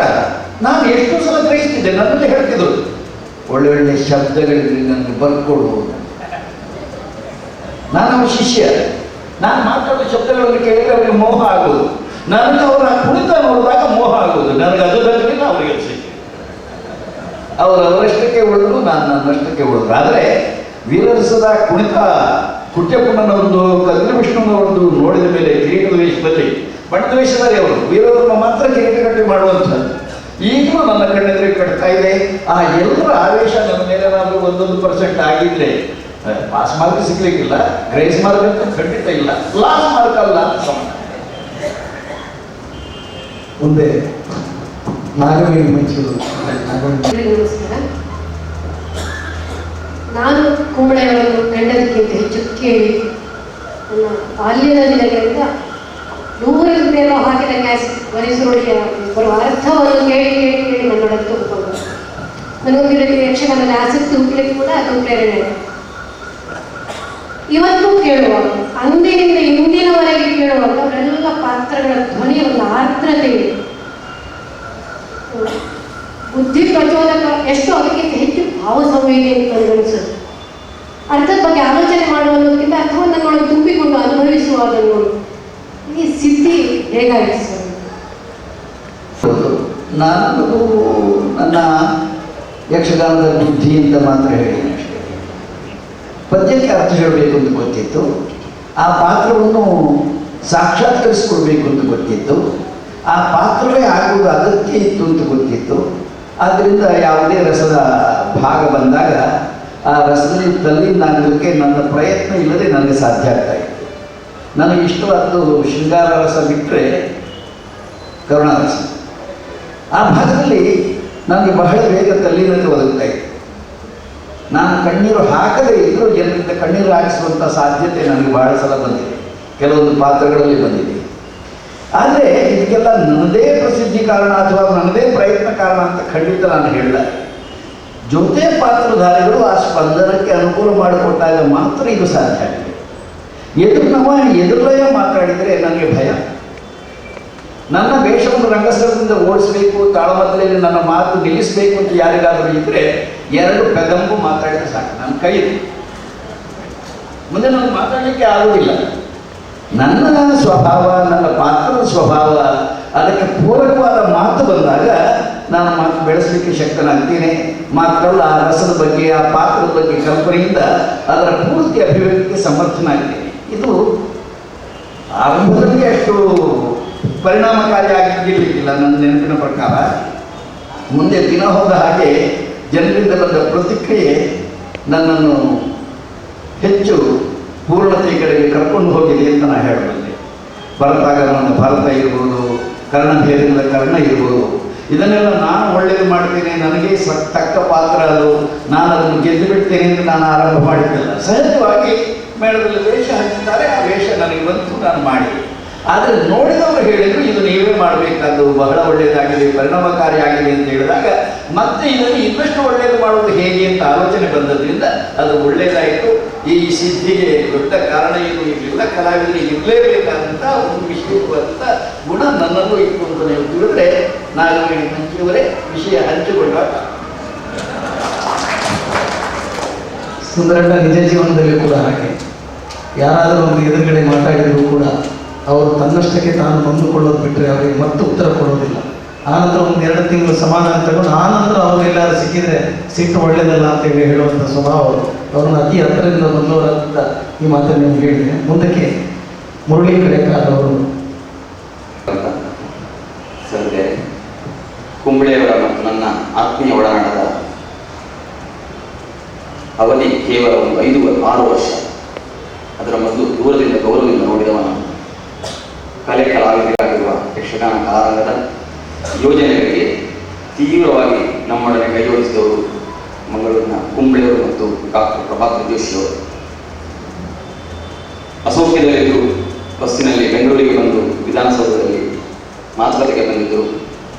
ಬಸ್ಸು ಮಾಲಕರ ಸಂಘಕ್ಕೆ 10 ಸಲ ಓಡಾಟ ಮಾಡಿದ್ದಾರೆ. ಮಂಗಳೂರಿನಲ್ಲಿ ಯಕ್ಷಗಾನ ಪ್ರದರ್ಶನ ಆಯೋಜಿಸಿದಾಗ ಅಂಗಡಿಗೆ ನಮ್ಮೊಟ್ಟಿಗೆ ಬಂದು ಬೇಡುವ ಕೆಲಸದಲ್ಲಿ ಕೈಜೋಡಿಸಿದ್ದಾರೆ. ಆ ಹಿರಿಯ ಚೇತನವನ್ನು ಹೊಂದಿಸುತ್ತಾ ಅವರ ಅಂತರಂಗದ ಭಾವನೆಗಳು ಗೊತ್ತಿದೆ. ಆದ್ದರಿಂದ ಇದಕ್ಕೆ ಭಿನ್ನವಾದ ಪ್ರಶ್ನೆಯನ್ನು ನಾನು ಹಾಕ್ತಾ ಇದ್ದೇನೆ. ಯಕ್ಷಗಾನದಿಂದ ಕುಂಬಳೆಯವರೇ ತುಂಬ ಎತ್ತರಕ್ಕೆ ಬೆಳೆದಿದ್ದೀರಿ, ಅಲ್ಲ ನಿಮ್ಮ ಸಾಧನೆಯಿಂದ ಎತ್ತರಕ್ಕೆ ಬೆಳೆದಿದ್ದೀರಿ. ನಿಮ್ಮಂತಹ ಸುಮಾರು 10, 50, 100 ಕಲಾವಿದರು ಈಗ ಬಹುಶಃ ಸದ್ಯಕ್ಕೆ ಸುಮಾರು ಎತ್ತರಕ್ಕೆ ಬೆಳೆದವರಿದ್ದಾರೆ. ಅವರೆಲ್ಲರ ಕುರಿತಾಗಿ ನಿಮ್ಮನ್ನು ಗುರಿಯಾಗಿ ಇಟ್ಟುಕೊಂಡು ಹೇಳೋದು, ನಿಮಗೆಲ್ಲ ಒಂದು ಮೂಲೆಯಲ್ಲಿ ಅನ್ನಿಸ್ತದೋ ಇಲ್ಲವೋ, ನಾವು ಬೆಳೆದಿದ್ದೇವೆ, ನಮ್ಮೊಡನೆ ವೇಷ ಮಾಡುವ ಸಹ ಕಲಾವಿದರ ಕುರಿತಾಗಿ ನಾವೇನಾದರೂ ಮಾಡಬೇಕು, ಏನು ಮಾಡೋಣ ಎಂಬ ಪ್ರಶ್ನೆ ನಿಮ್ಮನ್ನು ಕಾಡಿದೆವು. ಕಾಡಿದರೆ ಇದಕ್ಕೆ ಉತ್ತರ ರೂಪದಲ್ಲಿ ನಿಮ್ಮ ಕ್ರಿಯಾತ್ಮಕ ಚಟುವಟಿಕೆ ಹೇಗಿತ್ತು, ಅಥವಾ ಈಗಲೂ ಆ ನೋವು ನಿಮ್ಮಲ್ಲಿ ಅಡಕವಾಗಿದೆ? ಹೇಳಿದವರು ಮನಸ್ಸನ್ನು ತಟ್ಟುವ ಮುಟ್ಟುವ ಪ್ರಶ್ನೆ ಕೇಳಿದ್ದಾರೆ. ಈ ಪ್ರಶ್ನೆಗೆ ಉತ್ತರ ಆರಂಭದಲ್ಲಿ ಅವರು ಹೇಳಿದ್ದಾರೆ ಅಂತ ನಾನು ಗ್ರಹಿಸ್ತೇನೆ. ನಾನು ಅವ್ರ ಜೊತೆಯಲ್ಲಿ ಎಷ್ಟು ಹೆಜ್ಜೆ ಹಾಕಿದ್ದೇನೆ, ಅವರ ಜೊತೆಯಲ್ಲಿ ಎಷ್ಟೊಂದು ಸಹಕಾರ ನೀಡಿದ್ದೇನೆ, ಇದರ ಸಣ್ಣ ಚಿತ್ರ ಅವರು ಕೊಟ್ಟಿದ್ದಾರೆ. ಈಗ ನಾನು ಹೇಳುವಂಥದ್ದು ಏನು ಅಂತಂದರೆ, ನನ್ನ ಜೊತೆಯಲ್ಲಿದ್ದಂಥ ಕಲಾವಿದರೆಲ್ಲರೂ MLA ಗಳಾಗಬೇಕು ಅಂತ ನಾನು ಹೇಳೋದಿಲ್ಲ. ನನ್ನ ಜೊತೆ ಕಲಾವಿದರಿಗೆಲ್ಲರಿಗೂ ಸಹ ನನ್ನದೇ ಸನ್ಮಾನ ಗೌರವ ಸಿಗಬೇಕು, ಅದು ಅವರ ಆಶಯವಲ್ಲ, ನನ್ನ ಆಶಯವಲ್ಲ. ಹಾಗಂತ ಯಕ್ಷಗಾನ ಕಲಾವಿದ ನಾನು ಅಭಿಮಾನದಿಂದ ಬದುಕುವುದಕ್ಕೆ ಬೇಕಾದಂಥ ಒಂದು ವಾತಾವರಣದಲ್ಲಿ ಮುಂದುವರಿಬೇಕಾಗ್ತದೆ. ಇತ್ತೀಚಿನ ದಿನಗಳಲ್ಲಿ ಏನಾಗಿದೆ ಅಂತ ಕೇಳಿದರೆ, ನಾವು ಕಲಾವಿದರು ಯಾರಿದ್ದೇವೆ, ನಾವು ನಮ್ಮ ಮಕ್ಕಳನ್ನು ಈ ರಂಗಕ್ಕೆ ತರ್ತಾ ಇಲ್ಲ. ನನ್ನನ್ನು ಸೇರಿಸಿ ನಾನು ಹೇಳ್ತಾ ಇದ್ದೇನೆ. ಯಾಕೆ ಅಂತ ಕೇಳಿದ್ರೆ, ಇದು ಕಷ್ಟದ ಕಲೆ, ನಿದ್ರೆಗೆಟ್ಟು ಕಷ್ಟಪಟ್ಟು ಅಭ್ಯಾಸ ಮಾಡಬೇಕಂತ ಕಲೆ. ಈ ಕಲೆಯಲ್ಲಿ ಪರಿಪೂರ್ಣತೆಯನ್ನು ಪಡೆದರೆ ದಕ್ಕಿತು, ಪಡೆಯದೇ ಇದ್ದರೆ ನೋಡ ಕಲಾವಿದ ನಮ್ಮ ವೇಷಧಾರಿಯ ಮಗ ಅನ್ನುವಂಥ ಅಪವಾದ ಸಿಕ್ಕಿತ್ತು ಅನ್ನುವ ಭಯದಿಂದ ಬಹಳ ಜನ ಮಕ್ಕಳನ್ನು ಮಾಸ್ಟರ್ ಮಾಡಿದರು, ಕ್ಲಾರ್ಕ್ ಮಾಡಿದರು, ಇನ್ನೊಂದು ಮಾಡಿದರು, ಮತ್ತೊಂದು ಮಾಡಿದರು, ಹೀಗೆ ನಡೆದರು. ಹಾಗಂತ ಆ ಮಕ್ಕಳ ಅಪ್ಪಂದಿರು ಅಥವಾ ನನ್ನಂಥ ಹಿರಿಯರು ಚೆನ್ನಾಗಿ ಬದುಕುವುದಕ್ಕೆ ಏನಾದರೂ ಮಾಡಬೇಕು ಎಂಬ ಯಕ್ಷಗಾನ ಕಲಾರಂಗದ ಪ್ರಯತ್ನ ಏನಿದೆ ಅದರ ಜೊತೆಯಲ್ಲಿ ಕೈ ಜೋಡಿಸಿದ್ದೇನೆ. ಈಗ ಕರ್ನಾಟಕದಲ್ಲಿ ಸರ್ಕಾರ ಇಲ್ಲ. ಸರ್ಕಾರ ಬಂದಾಗ, ನೀವು ಕರೆದಾಗ ಮುಂದಿನ ನಿಮ್ಮ ಕಾರ್ಯಕ್ರಮಕ್ಕೆ ನಿಮ್ಮ ಜೊತೆಯಲ್ಲಿ ಕೈ ಜೋಡಿಸ್ತೇನೆ. ಮಾತ್ರ ಅಲ್ಲ, ಕಲಾವಿದರಿಗೆ ಸಿಗಬೇಕಾದಂತಹ ನ್ಯಾಯವಾದಂತಹ ಗೌರವ ಹಾಗೆ ಉಳಿದಂತಹ ಸರ್ಕಾರದ ಕಡೆಯಿಂದ ಸಿಗುವ ಅಗತ್ಯ ಇದೆ ಎನ್ನುವುದನ್ನು ನಿಮ್ಮ ಜೊತೆ ನಾನು ಒಪ್ಪಿಕೊಳ್ತೇನೆ. ಇದರ ಜೊತೆಗೆ ಒಂದು ಮಾತು ಹೇಳಬೇಕು. ಶಂಭುಲಿಪಿಯವರು ಆಗ ಮಾತಾಡ್ತಾ ಹೇಳಿದರು, ಎಲ್ಲ ಪ್ರದೇಶದ ಕಲೆಗಳಿಗೂ ಸಹ ಗುರುತಿಸುವುದಕ್ಕೆ ಒಂದು ಪ್ರದೇಶ ಅಂತಿದೆ. ಆ ಪ್ರದೇಶದ ಕಲೆಯನ್ನು ನೋಡ್ತಾ ಇದು ಇಂಥಲ್ಲಿನ ಕಲೆ ಅಂತ ಹೇಳ್ತೇವೆ. ಕೇರಳಕ್ಕೆ ಕಥಕ್ಕಳಿ ಇದ್ದ ಹಾಗೆ, ಮಣಿಪುರಕ್ಕೆ ಮಣಿಪುರಿ ಇದ್ದ ಹಾಗೆ, ಒಡಿಶಾಕ್ಕೆ ಒಡಿಸ್ಸಿ ಇದ್ದ ಹಾಗೆ, ಕರ್ನಾಟಕಕ್ಕೆ ಯಕ್ಷಗಾನ ನಮ್ಮದು ಅಂತ ಪ್ರಾತಿನಿಧಿಕವಾದಂಥ ಕಲೆ ಅಂತ ಒಪ್ಪಿಕೊಳ್ಳುವಂಥ ಒಂದು ಆಡಳಿತ ಬರಬೇಕು. ನಾನು ಶಾಸಕನಾಗಿ 5 ವರ್ಷ ಇದ್ದವ, ಸರ್ಕಾರದಲ್ಲಿ ನಾನು ಎಷ್ಟೋ ಸಲ ಯಕ್ಷಗಾನ ಅಕಾಡೆಮಿಗಾಗಿ, ರವೀಂದ್ರ ಕಲಾಕ್ಷೇತ್ರಕ್ಕಾಗಿ, ಬೇರೆ ಬೇರೆ ಕಾರಣಗಳಿಗಾಗಿ ಪ್ರಶ್ನೆಗಳನ್ನು ಕೇಳಿದಾಗ, ಸರ್ಕಾರದ ಮುಂದೆ ಚರ್ಚೆಯಲ್ಲಿ ಭಾಗವಹಿಸಿದಾಗ ಅಲ್ಲಿ ನನಗೆ ಕಂಡದ್ದು ಏನಪ್ಪ ಅಂತ ಕೇಳಿದರೆ, ಇದು ಕರಾವಳಿಯ ದಕ್ಷಿಣೋತ್ತರ ಜಿಲ್ಲೆಗಳಿಗೆ ಮಾತ್ರ ಸಂಬಂಧಪಟ್ಟ ಕಲೆ, ನಮಗೆ ಸಂಬಂಧಪಟ್ಟದ್ದಲ್ಲ. ಇದೆಲ್ಲ MLA ಪ್ರಭೃತಿಗಳು, ಮಂತ್ರಿ ಮಹೋದಯರು ತಿಳ್ಕೊಂಡಂಥ ಅಭಿಪ್ರಾಯ ಅಂತ ನನಗಂತೂ ಅನಿಸಿದೆ. ಮುಂದಿನ ದಿನಗಳಲ್ಲಿ ಹಾಗಲ್ಲ, ಇದು ಕರ್ನಾಟಕದ ಸಮಗ್ರವಾದಂತಹ ಜನ ಯಾರಿದ್ದಾರೆ, ಕನ್ನಡಿಗರು ಯಾರಿದ್ದಾರೆ, ಅವರೆಲ್ಲರೂ ಇದು ನಮ್ಮದು ಅಂತ ಪ್ರೀತಿಸುವಂತಹ ಕಲೆ ಅಂತ ಆಗಬೇಕು ಅಂತಾದರೆ ಸರ್ಕಾರದ ಕಡೆಯಿಂದ ಇದರ ವ್ಯಾಪ್ತಿ ವಿಸ್ತಾರ ಆಗಬೇಕು. ಈಗ ಮೇಳಗಳೇನಿದ್ದಾವೆ ಅವು ಸೀಮಿತ ವಲಯದಲ್ಲಿ ಸಂಚಾರ ಮಾಡ್ತವೆ, ತಿರುಗಾಟ ಮಾಡಿ ಮುಗಿಸಿ ದೇವರಪೇಟೆಗೆ ಒಳಗೆ ಹೋಗ್ತದೆ, ಮುಗಿದು ಹೋಯಿತು. ನಾನು ಹಿಂದಿನಿಂದ ಹೇಳ್ತಾ ಬಂದಿದ್ದೇನೆ, ಸೀಮೂರು ಲಂಘನ ಇವತ್ತು ಯಕ್ಷಗಾನ ಉಳಿಬೇಕಾದ್ರೆ ಬಹಳ ಅಗತ್ಯ. ಮಲೆನಾಡಿನ ಜಿಲ್ಲೆಗಳಿರ್ಬೋದು, ಬಯಲುಸೀಮೆ ಜಿಲ್ಲೆಗಳಿರ್ಬೋದು, ಅಲ್ಲೆಲ್ಲ ಯಕ್ಷಗಾನ ತಂಡವನ್ನು ತೆಗೆದುಕೊಂಡು 1 ವರ್ಷ ನಷ್ಟ ಆಗುತ್ತೆ. ಅದನ್ನು ಭರಿಸುವುದಕ್ಕೆ ಸರ್ಕಾರ ಸಹಾಯ ಮಾಡಿದರೆ ಖಂಡಿತವಾಗಿ ಯಕ್ಷಗಾನದ ಪ್ರದೇಶ ವಿಸ್ತಾರ ಆಗ್ತದೆ. ಈ ಯಕ್ಷಗಾನಕ್ಕೆ ಬರುವುದಕ್ಕೆ ಕಲಾವಿದರು ಮುಂದಾಗ್ತಾರೆ. ಬಂದ ಕಲಾವಿದರಿಗೆ ಒಳ್ಳೆಯ ರೀತಿಯಲ್ಲಿ ಭದ್ರತೆ, ಭವಿಷ್ಯ ಉಂಟಾಗ್ತದೆ. ಆದ್ದರಿಂದ ನಾನು ಈ ನನ್ನ ಸಹ ಕಲಾವಿದರಿಗಾಗಿ ಮನಸ್ಸಿನಲ್ಲಿ ಮಲಗುವುದು ಮಾತ್ರ ಅಲ್ಲ, ಅವರನ್ನು ಮೇಲಕ್ಕೆ ತರುವುದಕ್ಕೆ ಏನಾದರೂ ಮಾಡುವ ಸಂದರ್ಭದಲ್ಲಿ ಖಂಡಿತ ಒಬ್ಬ ವ್ಯಕ್ತಿಯಾಗಿಲ್ಲ, ನೀವೆಲ್ಲ ಸಂಸ್ಥೆಯ ರೂಪದಲ್ಲಿ ಏನು ಮಾಡ್ತಾ ಇದ್ದೀರಿ, ಅದಕ್ಕೆ ಸಹಕಾರಿಯಾಗಿ ನಾನು ಇದ್ದೇನೆ ಅಂತ ಹೇಳ್ತಾ ಇಷ್ಟಕ್ಕೆ ಮುಗಿಸ್ತೇನೆ. ಅಂದರೆ ಸರ್ಕಾರದವರು ಈ ಹಿಂದೆ ಯಕ್ಷಗಾನ ಅಕಾಡೆಮಿಯನ್ನು ಸ್ಥಾಪಿಸ್ತೇನೆ ಅಂತ ಹೇಳಿ ಅದರಲ್ಲಿ ಕುಂಬ್ಳೆ ಸುಂದರರಾಯರ ಹೆಸರನ್ನು ಕೂಡ ಎಲ್ಲೋ ಒಂದು ಕಡೆ ಜವಾಬ್ದಾರಿಯಿಂದ ಮಂತ್ರಿಗಳು ಕೂಡ ಹೇಳಿ, ಕೊನೆಗೂ ಆ ಜವಾಬ್ದಾರಿ ಇದ್ದ ಮಂತ್ರಿಗಳು ಕೂಡ ಮಾತಾಡಿದೆ, ಸುಂದರಣ್ಣನು ಕೂಡ ಮಾತಾಡಿದೆ. ಯಕ್ಷಗಾನಕ್ಕೆ ಒಂಥರದಲ್ಲಿ ಸರ್ಕಾರವೇ ಅವಮಾನ ಮಾಡಿದಾಗೆ ಆಗಲಿಲ್ಲ. ಖಂಡಿತ ಆಗಿದೆ. ಎಷ್ಟೋ ಸಲ ಕಡಿಮೆ ಪಕ್ಷ ಕೆಲವು ಸಲ ಸಭೆಗಳಲ್ಲಿ ನಾನು ಕೂತಿದ್ದಾಗ ಭಾವಿ ಯಕ್ಷಗಾನ ಅಕಾಡೆಮಿ ಅಧ್ಯಕ್ಷ ಅಂತ ಕರೆದು ನನಗೆ ಮಾಲೆ ಹಾಕಿ ನನ್ನನ್ನು ಕೆಳಗೆ ಮೇಲೆ ಮಾಡಿ, ಮಂತ್ರಿಗಳು ಸಹ ಹೋದಲ್ಲೆಲ್ಲ ಭಾಷಣ ಮಾಡುವಾಗ ಅಕಾಡೆಮಿ ಆಗಿದೆ, ಅದಕ್ಕೆ ಹಣ ಕಾಯ್ದಿಡಲಾಗಿದೆ, ಕುಂಬ್ಳೆ ಸುಂದರರಾಯರೇ ಅಧ್ಯಕ್ಷರು ಹಾಗೂ ಅಲ್ಲಿದ್ದಾರೆ ಅಂತ ಹೇಳಿದಾಗ ವ್ಯವಸ್ಥಾಪಕಕ್ಕೆ ಒಂಥರ ತೇವರು, ಮೊದಲಿಗೆ ಒಂದು ಮಾಲೆ ನಾವು ಹಾಕಿ ಬಿಡುವ, ಮತ್ತೆ ಸರ್ಕಾರ ಮತ್ತೆ ಹಾಕಲಿ ಅಂತ ಕರೆದು ವೇದಿಕೆ ಮೇಲೆ ಮಾಲೆ ಹಾಕಿ, ಆ ಮಾಲೆ ಎಲ್ಲ ಈಗಲೂ ನನ್ನ ನೆನಪಿಗಾದಾಗ ಎಲ್ಲ ನೋವು ಬರ್ತದೆ. ನಾವು ಕೂಡ ಹಾಕಿದ್ದೀವಿ, ನೀವು ಹಾಕಿದ್ರಿ. ಇದರಲ್ಲಿ ಅದರ ಬೆನ್ನ ಹಿಂದೆ ಹೋಗಬೇಕಾಗಿತ್ತು, ಅದನ್ನು ಮಾಡಿಸಿಕೊಡಬೇಕಾಗಿತ್ತು ಅನ್ನೋದೊಂದು ಆಗ ಹೋದೋ ಏನೋ. ನನಗೆ ಮೊದಲಿಂದಲೂ ಮೇವು ಬಿದ್ದು ಬೇರೆಯವರಿಗಾಗಿ ಆದರೆ ನಾನು ಮುರಳಿ ಕಡೆಕಾರರು ಯಕ್ಷಗಾನ ಕಲಾರಂಗಕ್ಕಾಗಿ ಬಂದೆ ಬೆಂಗಳೂರಿಗೆ ಅಂತಂದರೆ ಇನ್ನೂ ಹೋಗ್ತೇನೆ, ಹಿಂದೆಯೂ ಹೋಗಿದ್ದೇನೆ, ಅದು ಬೇರೆ ಮಾತು. ನನ್ನನ್ನು ಅಧ್ಯಕ್ಷ ಮಾಡುವುದಕ್ಕೆ ವ್ಯವಸ್ಥೆ ಮಾಡಿ ಅಂತ ಹೋಗಿ ಅವರ ಕಾಲು ಹಿಡಿಯುವುದು ನನಗೆ ಯಾಕೋ ಇಷ್ಟ ಆಗಲಿಲ್ಲ. ಅದರಿಂದ ನನಗೇನು ನಷ್ಟ ಆಗಲಿಲ್ಲ, ಯಕ್ಷಗಾನಕ್ಕೆ ಮಾತ್ರ ಬಹಳ ಕಷ್ಟ ಇದ್ದದ್ದು ಹೋಗಲಿಲ್ಲ. ಹಾಗಿದ್ರೆ ಇಲ್ಲಿಯ ಯಕ್ಷಗಾನ ಕಲಾವಿದರು ಅಥವಾ ಸಂಘ ಸಂಸ್ಥೆಗಳು ಅಥವಾ ಮೇಳದ ಯಾರು ಜವಾಬ್ದಾರಿ ಇದ್ದವರು ಸರ್ಕಾರದ ಮೇಲೆ ಪ್ರಭಾವ ಬೀರಲಿಕ್ಕೆ ಕಡಿಮೆ ಪ್ರಭಾವ ಬೀರಿದಾರ ಅವರು, ಅಥವಾ ಅವರು ಸಾಕಾಗಿರುವ ಪ್ರೆಷರು, ಅಥವಾ ಅಕಾಡೆಮಿಯನ್ನು ಮಾಡಬೇಕು ಅನ್ನೋ ಒಂದು ಫೋರ್ಸ್, ಒಂದು ಚಳವಳಿ ರೂಪದಲ್ಲಿ ನಮಗೆ ಮಾಡಲಿಕ್ಕೆ ಆಗಲಿಲ್ಲ. ಇಲ್ಲಿ ಬರೀ ಈ ಸರ್ಕಾರವನ್ನೇ ಅವಲಂಬಿಸೋದಕ್ಕಿಂತ ನಮ್ಮ ಇಲ್ಲಿಯ ಯಕ್ಷಗಾನದ ತಂಡಗಳು ಹೇಗಾವೆ ಇವರೆಲ್ಲ ಜವಾಬ್ದಾರಿ ತೆಗೆದಿದ್ದು ಚಳವಳಿ ರೂಪದಲ್ಲಿ ಯಾಕೆ ಅದನ್ನು ಪ್ರೆಷರ್ ಹಾಕಲಿಲ್ಲ? ಅದಕ್ಕೆ ನೀವು ನೇತೃತ್ವ ವಹಿಸ್ಕೊಡ್ಬೋದಾಗಿತ್ತಲ್ಲ.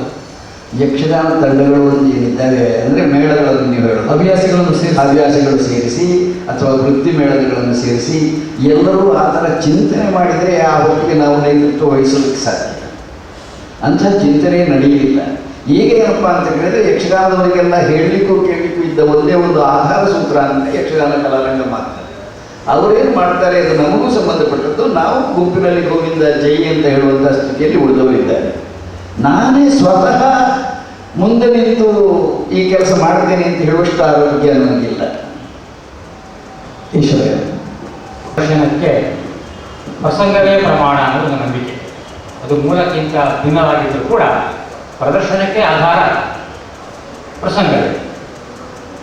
ಈಗ ಎಷ್ಟೋ ಬಾರಿ ನಿಮ್ಮ ಎದುರು ಅರ್ಥಧಾರಿ ಮೂಲವನ್ನೇ ಹಿಡಿದುಕೊಂಡು ವಾದಕ್ಕೆ ಹೊರಟರೆ ಆ ಸನ್ನಿವೇಶ ನೀವು ಹೇಗೆ ನಿಭಾಯಿಸ್ತೀರಿ ಅಂತ ನಿಮಗೆ ಎದುರಾಗಿದೆಯಾ? ನೀವು ಪ್ರಸಂಗವನ್ನು ಆತುಕೊಂಡು ಮಾತಾಡೋದು, ಅವರೊಂದಿಗೆ ಭಿನ್ನವಾಗಿ ಮೂಲ ರಾಮಾಯಣವನ್ನು ಮೂಲ ಭಾರತವನ್ನು ಇಟ್ಕೊಂಡು ಚರ್ಚೆಗಾಗಿಯೇ ಚರ್ಚೆ ಮಾಡುವ ಇದ್ದಾರೆ. ಇಂಥ ಅನುಭವ ನಿಮಗೇನಾದ್ರು ಆಗಿದೆಯಾ? ಇದ್ರೆ ಇದನ್ನು ಪರಿಹರಿಸುವ ಬಗೆ ಹೇಗೆ? ಎಲ್ಲಿಂದಲೂ ಕಥೆ ಹುಡುಕಿರ್ತಾನೆ. ರಾಮಾಯಣ ಅಂತ ಹೆಸರಿದ್ರು ಸಹ ರಾಮಾಯಣಕ್ಕೆ ಹೊರತಾದಂಥ ಕಥೆ ಇರ್ತದೆ. ವಾಲ್ಮೀಕಿ ಕಾಣದೇ ಇದ್ದಂಥ ಸ್ವಪ್ನ ಕವಿ ಕಂಡಿರ್ತಾನೆ. ಮಹಾಭಾರತ ಅಂತ ಹೇಳಿದ್ರು ವ್ಯಾಸರಿಗೆ ಬೀಳದೇ ಇದ್ದಂಥ ಸ್ವಪ್ನ ಅವನಿಗೆ ಬಿದ್ದಿದೆ, ಅಥವಾ ಎಲ್ಲಿಯೋ ಅವನಿಗೆ ಸಿಕ್ಕಿದೆ, ಅಜ್ಜಿ ಹೇಳಿದ್ದು ಇರ್ಬೋದು. ಈ ಎಲ್ಲ ಕಥೆಗಳನ್ನು ಸೇರಿಸಿಕೊಂಡು ಪ್ರಸಂಗ ಮಾಡ್ತಾರೆ. ಆ ಪ್ರಸಂಗದಲ್ಲಿ ಪಾತ್ರ ವಹಿಸಿದಾಗ ನನಗೆ ರಂಗಸ್ಥಳದ ನ್ಯಾಯ ಏನಪ್ಪ ಅಂತ ಕೇಳಿದ್ರೆ ಪದ್ಯದ ಅರ್ಥ ಹೇಳಲೇಬೇಕು. ಹಾಗೆ ಹೇಳುವಾಗ ಕೆಲವು ಸಲ ಉಸಿರು ಕಟ್ಟುವುದುಂಟು, ಕೆಲವು ಸಲ ಅಂಥ ಭಾಗ ಬರದೇ ಇದ್ದಾಗ ಜಾಗ್ರತೆ ವಹಿಸುವವರು ಇದ್ದಾರೆ. ಬಡದ ಚಿಟ್ಟಿನ ಕರ್ಣ ಪರ್ವದಲ್ಲಿ ಕರ್ಣ ಶಲ್ಯನ ಹತ್ರ ಹೇಳ್ತಿದ್ದೆ, ನಾನು ಅಮ್ಮನಿಗೆ ಮಾತು ಕೊಟ್ಟಿದ್ದೇನೆ. ನನಗಂತೂ ಆ ಪಾತ್ರದಲ್ಲಿ ಪ್ರಭಾಕರ ಜೋಶಿಯವರು ಆಗಲಿ ಕರ್ಣ ಮಾಡಿದಾಗ ಅದನ್ನು ಏನು ಉಪಾಯದಲ್ಲಿ ಹಿಂದೆ ಮುಂದೆ ಮಾಡಿ ಹೇಳ್ತಾರೆ. ನನಗಂತೂ ಆ ಪದ್ಯ ಕೊಡಬೇಡಿ ದೇವರೇ ಅಂತ ಹೇಳುವಂಥ ಕೋರಿಕೆ. ಯಾಕೆಂದರೆ ಕರ್ಣನ ವ್ಯಕ್ತಿತ್ವ ಅಲ್ಲಿ ಉಳಿಯೋದಿಲ್ಲ, ಮೂಲದಲ್ಲಿ ಅದು ಇದ್ದದ್ದು ನನಗೆ ಗೊತ್ತಿಲ್ಲ. ಆದ್ದರಿಂದ ಕೆಲವು ಸಲ ಕೆಲವರು ಸನ್ನಿವೇಶಗಳಲ್ಲಿ ನಾವು ಮೂಲದಲ್ಲಿ ಇಲ್ಲದೇ ಇದ್ದದ್ದು ಬಂದಾಗ ಜಾಗೃತಿಯಿಂದ ನುಡಿಸಿಕೊಳ್ಬೇಕಾಗ್ತದೆ. ಪಾತ್ರಕ್ಕೆ ಅಪಚಾರ ಆಗದೇ ಇದ್ದಾಗ ನೋಡಿಕೊಳ್ಬೇಕಾಗ್ತದೆ. ಪುರಾಣ ಎಲ್ಲ ಸುಳ್ಳು ಅಂತ ಜನರಿಗೆ ತಪ್ಪ ಅಭಿಪ್ರಾಯ ಬರುವ ಹಾಗೆ, ಪುರಾಣದಲ್ಲಿ ಅಬದ್ಧಗಳೇ ಹೆಚ್ಚು ಅಂತ ಜನ ಭಾವಿಸುವ ಹಾಗೆ ಮಾಡದೇ ಇರುವಂಥ ಜವಾಬ್ದಾರಿ ಕಲಾವಿದರಿಗೆ. ನಿಜ ಜೀವನದಲ್ಲಿರುವಂಥ ಅಭಿಪ್ರಾಯ ವ್ಯತ್ಯಾಸಗಳು ಅಥವಾ ದ್ವೇಷಗಳಿದೆಯೋ ಅದು ಪ್ರಸಂಗದ ಮೇಲೆ ಅಥವಾ ತಾಳದ ಮೇಲೆ ಕೂತ್ಕೊಳ್ಳುವಾಗ ಅದರ ಮೇಲೆ ಪ್ರಭಾವ ಬೀರೋದಿದೆಯಾ? ಸಾಧಾರಣವಾಗಿ ಯಕ್ಷಗಾನ ತಾಳಮಟ್ಲೆ ಅಂತಂದರೆ ಒಂದು ವ್ಯಕ್ತಿ ಪ್ರತಿಷ್ಠೆಗೆ ಒಂದೊಂದು ವೇದಿಕೆ ಅಂತ ಬಹಳ ಜನ ಹೇಳಿದ್ದು. ನನ್ನ ಅನುಭವದಲ್ಲಿ ಅದಿಲ್ಲ. ಅಂಥ ಪರಿಸ್ಥಿತಿ ಬರದಿದ್ದಾಗ ನಾನು ಮೊದಲೇ ಯಾರಾದರೂ ವಕ್ರ ಬಹಳ ಮಾತಾಡೋರಿದ್ರೆ ನಮಗೆ ಎದುರು ಹಾಕಬೇಡಿ ಅಂತ ಹೇಳಿ, ಇದು ದೌರ್ಬಲ್ಯ ಅಂತ ಹೇಳಿ, ಇದು ಸೋಲಿನ ಲಕ್ಷಣ ಅಂತ ಹೇಳಿ ನಾನು ಯಾರಪ್ಪ ನನ್ನ ಎದುರು ಅಂತ ಮೊದಲೇ ವಿಚಾರಿಸ್ಕೊಳ್ತೇನೆ. ಯಾಕೆಂದರೆ ಅದು ವಿಷಮಕ್ಕೆ ಹೋಗಿ ಪಾತ್ರ ಕೆಟ್ಟು ಪ್ರಸಂಗ ಕೆಟ್ಟು ನಾನು ತಲೆ ಕೆಟ್ಟು ಏನೋ ಮಾಡೋದು ಆಗಬಾರ್ದು ಅನ್ನೋದು ನನ್ನ ಜಾಗ್ರತೆ. ಹೆಚ್ಚಿನ ಕಲಾವಿದರಲ್ಲಿ ಈ ಪ್ರವೃತ್ತಿ ಇದೆ. ಮತ್ತು ಕೆಲವರಿದ್ದಾರೆ ಯಾರು ಬೇಕಾದರೂ ಬರಲಿ ನನಗೂ ಉಂಟು, ಆ ರಾಷ್ಟ್ರೀಯ ನನ್ನ ಹತ್ರ ಇಲ್ಲ. ಅಂಥ ಸಂದರ್ಭಗಳು ಇದ್ದಾವೆ. ಹೌದು, ಪ್ರಧಾನವಾದಂತಹ ಪಾತ್ರ ಅಂತ ಹೇಳಿದ್ರೆ ಕಳೆದೊಂದು 50 ವರ್ಷದಲ್ಲಿ ತೆಂಕು ಪಡಗೆರಡು ಸೇರಿಸಿ ಹೇಳು ಸುಂದರರಾಯ ಅಂತ ಆಗಿದೆ. ಈ ಶೃಂಗಾರ ರಸ ಅನ್ನೋದು ಹರಿತತ್ವ ಪ್ರಕಾರ, ರಸತತ್ವ ಪ್ರಕಾರ ಯಕ್ಷಗಾನದ ಶೃಂಗಾರ ಅಲ್ಲ ಅಂತ ಹೇಳ್ತಾರೆ. ಶೃಂಗಾರ ರಸಾಭಾಸ ಮಾತ್ರ, ಶುದ್ಧವಾದ ಶೃಂಗಾರ ಬಹಳ ಕಡಿಮೆ. ಇಲ್ಲ ಅಂತ ಹೇಳಿದ್ರೆ ಒಂದು ಚಂದ್ರಾವಳಿ ರಾಸ, ಕೃಷ್ಣಲೀಲೆ ಇತ್ಯಾದಿ ಕೆಲವು ಪ್ರಸಂಗಗಳಲ್ಲಿ ಮಾತ್ರ ಹೇಳ್ತಾರೆ. ಅದರಲ್ಲಿ ಸುಂದರರಾಯರು ಪ್ರಸಿದ್ಧ ಅಂತ. ಈ ಪ್ರಸಿದ್ಧಿಯ ಹಿಂದುಗಡೆ ನಿಮಗೆ ಪ್ರೇರಣೆ ಯಕ್ಷಗಾನದ್ದು ಅಥವಾ ಸಿನಿಮಾದು ಅಥವಾ ನಿಮ್ಮದೇ ಅನುಭವ ಏನು? ಆದರೂ ಪ್ರಶ್ನೆ ಹೌದು. ನಾನು ಆಗಲೇ ಒಂದು ಮಾತು ಹೇಳಿದ್ದೆ, ಒಬ್ಬ ಪಾತ್ರಧಾರಿ ಪಾತ್ರವನ್ನು ವಹಿಸಿಕೊಂಡ ಮೇಲೆ ಆ ಪಾತ್ರಕ್ಕೆ ನ್ಯಾಯ ಒದಗಿಸುವಲ್ಲಿ ಆ ಪಾತ್ರದಲ್ಲಿ ತಲ್ಲಿನಾಗುವಲ್ಲಿ ಹಿಂದೆ ಬೀಳಬಾರ್ದು. ಶೃಂಗಾರ ರಸ ಇರ್ಬೋದು, ವೀರರಸ ಇರ್ಬೋದು, ಕರುಣಾರಸ ಇರ್ಬೋದು, ಅಲ್ಲಿ ಆ ರಸಕ್ಕೆ ಸಂಬಂಧಪಟ್ಟಂಥ ರೀತಿಯಲ್ಲಿ ರಂಗದಲ್ಲಿ ಕ್ರಿಯೆ ನಡೆಸಬೇಕಾಗ್ತದೆ. ಆಗ ಬಹಳ ಪರಿಣಾಮಕಾರಿಯಾಯಿತು. ಶೃಂಗಾರ ಅಂದರೆ ಏನಪ್ಪ, ಸುಂದರರಾಯ ಶೃಂಗಾರ ನಾಯಕ. ಮತ್ತು ಎಂಥದ್ದು ನಮ್ಮ ಇವರಿಗೊಂದು ಹೆಸರಿದೆ ನೋಡಿ, ಶ್ರೀನಾಥನಿ ಪ್ರಣಯ ರಾಜ. ಈ ನನ್ನನ್ನು ಕೆಲವರು ಪ್ರಣಯ ರಾಜ ಅಂತೆಲ್ಲ ಹೇಳಿದರೆ ನಾನು ಆಲೋಚನೆ ಮಾಡ್ತೇನೆ, ನಾನಿಲ್ಲಿ ಪ್ರಣಯ ಮಾಡಿದೆನಪ್ಪ. ರಂಗಸ್ಥಳದಲ್ಲಿ ಭಾಗವತ ಪದ್ಯ ಹೇಳಿದರು, ನಾನು ಅದಕ್ಕೆ ತಿಳಿದಾಗಿ ಒಂದು ಅರ್ಥ ಹೇಳಿದೆ. ಅಷ್ಟಕ್ಕೆ ಈ ಪ್ರಣಯ, ಈ ರಸಿಕತೆ, ಈ ಶೃಂಗಾರ ಎಲ್ಲ ನನ್ನ ಮೇಲೆ ಯಾಕೆ ಆರೋಪಿಸ್ತಾರೆ ಅಂತಂದರೆ, ಕೆಲವು ಸಲ ರೂಪ, ಭಾವನೆಯ ಅಭಿವ್ಯಕ್ತಿ, ಎದುರು ಪಾತ್ರಧಾರಿಯ ಸಹಕಾರ, ಇದರಿಂದ ಶೃಂಗಾರ ಉತ್ಪತ್ತಿ ಆಗ್ತದೆ. ಪಾತಾಳ ವೆಂಕಟರಮಣ ಇರ್ಬೋದು, ಕೋಳಿಯೂರು ರಾಮಚಂದ್ರರಾಯರಿರ್ಬೋದು, ಇವರೆಲ್ಲ ನನ್ನ ಎದುರಿಗೆ ಬಂದಾಗ ಅವರಿಂದಾಗಿ ನನಗೆ ಶೃಂಗಾರ. ಅವರು ಸಂಪೂರ್ಣ ಶೃಂಗಾರಸವನ್ನು ವ್ಯಕ್ತ ಮಾಡಿದಾಗ ಅವರ ಜೊತೆಯಲ್ಲಿ ನಾನು ಮಾಡದಿದ್ದ ರೂಪಾಯಿಲ್ಲ, ಇದು ಮನೆಯಲ್ಲಿ ಕಲ್ತದಲ್ಲ, ಇದು ಅಂತೆ 4 ಕಂಬದ ಮಧ್ಯದಲ್ಲಿ. ಒಂದು ಮಾತ್ರ ಸುಂದರಣ್ಣ ಹೇಳಿದ್ದು, ಆದರೆ ಅವರ ಹೆಂಡತಿ ಎದುರಿದ್ದಾರೆ ಅನ್ನೋ ಕಾರಣಕ್ಕೆ ಬೇಕಾಗಿ ಏನಲ್ಲ, ಅವರು ಹೇಳಿದಷ್ಟು ಅವರು ಏನಿಲ್ಲ, ಬಹುಶಃ ಅವರು ಹಾಗಿದ್ದರಿಂದ ಇವರು ಹೀಗಿದ್ದಾರೆ ಅನ್ನೋದು ಮಾತ್ರ ನಿಜ. ಹಾಗೆ ಹೇಳಿದ ಮಾತಿಗೆ ಪೂರಕವಾಗಿ ಒಂದು ಮಾತು ಹೇಳಿ ಮುಂದುವರಿಸ್ತೇನೆ. ಕುಂಬ್ಳೆಯವರ ಪ್ರೋತ್ಸಾಹ ನಾವು 5 ವರ್ಷ ಹಿಂದೆ ಗೌರವಿಸಿದ್ದೆವು. ಕೊಟ್ಟ ಮೊತ್ತಕ್ಕೆ ಒಂದಷ್ಟು ಸೇರಿಸಿ ಕಲಾವಿದರಿಗಾಗಿರುವ ಸಂಸ್ಥೆಗೆ ಹಿಂದೆ ಕೊಟ್ಟಂತಹ ಹಿರಿಯ ಕಲಾವಿದರು. ಮಂಗಳೂರಿನಲ್ಲಿ ತಿರುಗುವಾಗ ಒಂದು ಮಾತು ಕೇಳಿದ್ದೆ, ಸುಂದರಣ್ಣ ಎಷ್ಟರವರೆಗೆ ನಮ್ಮಲ್ಲಿ ಯಾವುದೇ ಹಣ ಕೇಳಿಕೆ ಬಂದವರಲ್ಲ, ನೀವು ಬಂದ ಮೇಲೆ ಪ್ರಥಮ ಬಾರಿ ಬರ್ತಾ ಇದ್ದೀರಿ, ನಾವು ಹಿಂತಿರುಗಿಸುವುದು ಹೇಗೆ, ನಮಗೆ ದೊಡ್ಡ ಮೊತ್ತವನ್ನು ಕೊಟ್ಟಿದ್ದಾರೆ. ಇದು ಅವರ ವ್ಯಕ್ತಿತ್ವದ 2 ಮುಖಗಳು. ಭಾವಾತ್ಮಕವಾಗಿ ಅಭಿನಯವನ್ನು ಮಾಡುವವರು ರಾವ ಪ್ರಕಟಣೆಯಲ್ಲಿ ಎತ್ತಿದರೆ ಕುಂಬ್ಳೆಯವರು ನನಗೆ ಅನ್ನಿಸುವುದು ಹೀಗೆ: ಕುಣಿತ ಬರದೇ ಇರುವುದು ನಿಮ್ಮ ದೌರ್ಬಲ್ಯ ಅಂತ ನೀವು ಬಹಳ ಮುಗ್ಧತೆಯಿಂದ ಒಪ್ಪಿಕೊಂಡಿದ್ದೀರಿ. ಇದನ್ನು ಮೀರಿಸಲು ನಿಮ್ಮ ಪರಿಸರದ ನೀವು ರಂಗದಲ್ಲಿ ಮಿಂಚುತ್ತಿರುವಾಗ ನಿಮ್ಮ ಸುತ್ತಮುತ್ತ ಇದ್ದವರು ಪ್ರತಿಭಾವಂತ ಕಲಾವಿದರು, ಗೋವಿಂದ ಭಟ್ ಇರ್ಬೋದು, ಚಿತ್ರ ಭಂಡಾರಿ ಇರ್ಬೋದು, ಅಡಿಕೆರು ಇರ್ಬೋದು, ಕೊಳ್ಳಿರು ಇರ್ಬೋದು, ಅದನ್ನೆಲ್ಲ ಮೀರಿ ರಂಗದಲ್ಲಿ ನಾನು ಕಾಣಿಸಿಕೊಳ್ಳಬೇಕು. ಇದೆಲ್ಲ ಕಲಾವಿದರಿರುವಂಥ ಒಂದು ತುಡಿತ. ಈ ಹಿನ್ನೆಲೆಯಲ್ಲಿ ಈ ಭಾವೋತ್ಕಟತೆ ಅದು ವೃತ್ತಿಯಾಗಿ ಪಾತ್ರ ಕಾಣಿಸಿಕೊಳ್ಳುವಂತಹ ಪ್ರಕ್ರಿಯೆಯಲ್ಲಿ ನೀವು ಮಿಂಚಿದ್ರು ಕಾಣಿಸಿಕೊಳ್ಬೇಕು. ಹೌದು, ಕುಣಿತದಲ್ಲಿ ಕೊರತೆ ಇದೆ. ಅದಕ್ಕೆ ಪೂರಕವಾಗಿ, ಅದಕ್ಕೆ ವಿರುದ್ಧವಾಗಿ ಭಾವದಲ್ಲಿ ತಲ್ಲೀನನಾಗಿ ಕಾಣಿಸಿಕೊಳ್ಳುವ ಆ ಮನೋಭಾವ ಹೊಂದಿದ್ದು ಒಂದನೇ ಪ್ರಶ್ನೆ. ಇನ್ನೊಂದು, ನಿಮ್ಮಲ್ಲಿ ಅಂತರಂಗದಲ್ಲಿ ಕೇಳು, ನಾನೊಬ್ಬ ಸಣ್ಣ ಕಲಾವಿದ ಅಂತ. ನಿಮ್ಮ ಭರತ ನೋಡಿದ್ದೇನೆ, ಕರ್ಣ ನೋಡಿದ್ದೇನೆ, ಪರೀಕ್ಷಿತ ನೋಡಿದ್ದೇನೆ. ನೀವು ಮಾತಾಡ್ತಾ ಗಳಗಳ ಹತ್ತು ಬಿಡ್ತೀವಿ. ಕೊಳ್ಳಿಯೂರಲ್ಲಿ ಸ್ವಭಾವ ನೋಡಿದ್ದೇನೆ. ಹೇಗೆ ಕಣ್ಣೀರು ಬರ್ತದೆ? ಯಾರೋ ಒಬ್ಬರು ಹೇಳಿ ಒಂದನ್ನ ದೃಷ್ಟಿಯಾಗಿ ದತ್ತವಾಗಿ ನಾವು ನೋಡ್ತಾ ಇದ್ರೆ ನೀರು ಬರ್ತದೆ. ಮನಸ್ಸಿನ ಒಳಗೆ ವಿಷಯವನ್ನು ಆವಿಷ್ಕರಿಸಿಕೊಂಡ್ರೆ ಹಾಗೆ ಕಣ್ಣೀರು ತಕ್ಷಣ ಬರ್ತದೆ. ಅಥವಾ ಬೇರೆ ಏನಾದರೂ ತಂತ್ರಗಾರಿಕೆ ನಿಮ್ಮಲ್ಲಿ ಇದ್ರೆ ನಮಗೆ ಸ್ವಲ್ಪ ಅದನ್ನು ಹೇಳಿದ್ರೆ ಅನುಕೂಲ ಆಗ್ತದೆ. ಮತ್ತೊಂದು ನಾನು ಕಂಡುಕೊಂಡಿದ್ದೇನೆ, ನಿಮ್ಮ ಲೇಖನದಲ್ಲಿ ನೋಡಿದ್ದೆ, ಶಿವಾಜಿ ಗಣೇಶನ ಚಿತ್ರವನ್ನು ಹೆಚ್ಚು ನೋಡ್ತಾ ವಾಕ್ಯವನ್ನ ಹೇಳ್ತಾ ಜೋಡಿಸ್ತಾ ವೇಗೋತ್ಕರ್ಷ ಹೆಚ್ಚು ಆಗ್ತಾ ಒಂದು ಹಂತದಲ್ಲಿ ನಿಲ್ಲಿಸ್ತೀರಿ, ಅಲ್ಲಿ ಮೌನ ಕೊಡ್ತೀರಿ, ಆ ಬಳಿಕ ಕಳಿಸ್ತಾಯಿಯಲ್ಲಿ ಅರ್ಥವನ್ನು ಮುಂದುವರಿಸ್ತೀರಿ. ಇದು ಬಹುಶಃ ನನಗೆ ಒಂದು ಸ್ವೀಕಾರಾರ್ಹ ಸಂಗತಿ ಅಂತ ಅನ್ನಿಸ್ತದೆ.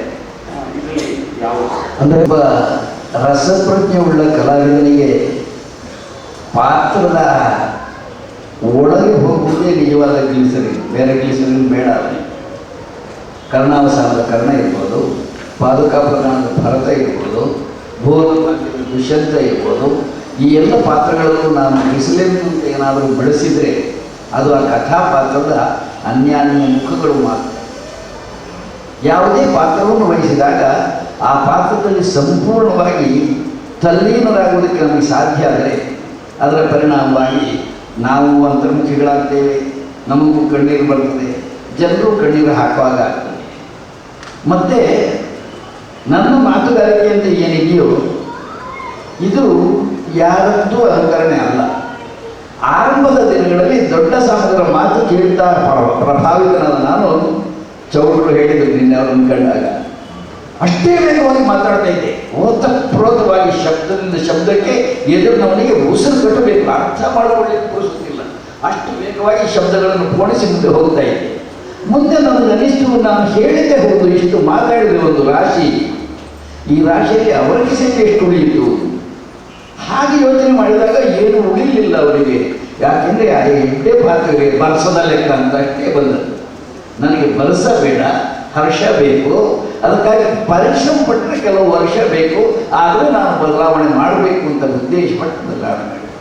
ಶೇಷಿಯವರ ಮಾತುಗಳನ್ನು ಕೇಳಿದಾಗ, ಆ ಶಬ್ದಗಳ ಅಂತರವನ್ನು ಕಂಡಾಗ ಅದು ನನಗೆ ಅನುಕರಣೀಯ ಅಂತ ಅನಿಸಿದ್ದು. ಆ ಥರವೂ ನಾನು ಅನುಕರಿಸಿದ್ದೇನೆ. ಆದರೆ ನಾನು ಶೇಷಿಯವರು ಆಗಲಿಲ್ಲ, ಸಾಮಗುರು ಆಗಲಿಲ್ಲ, ನಾನೇ ಅದೇ ಒಂದೆರಡು ದಿವಸಗಳಲ್ಲಿ ಆಗಲಿಲ್ಲ, ಬಹಳ ವರ್ಷಗಳಲ್ಲಿ ಈ ಹಂತಕ್ಕೆ ಬಂದು ನಿಂತೆ ಎಂಬುದೇ ಸತ್ಯ.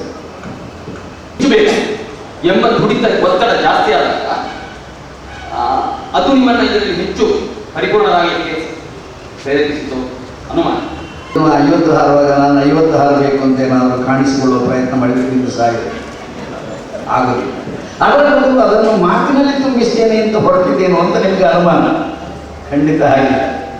ನನ್ನ ಮಾತು ಪರಿಣಾಮಕಾರಿ ಆಗ್ತದೆ, ಆದ್ದರಿಂದ ನಾನು ತುಂಬ ಮಾತಾಡ್ತೇನೆ ಅಂತ ಹೇಳುವ ಹಾಗಿಲ್ಲ.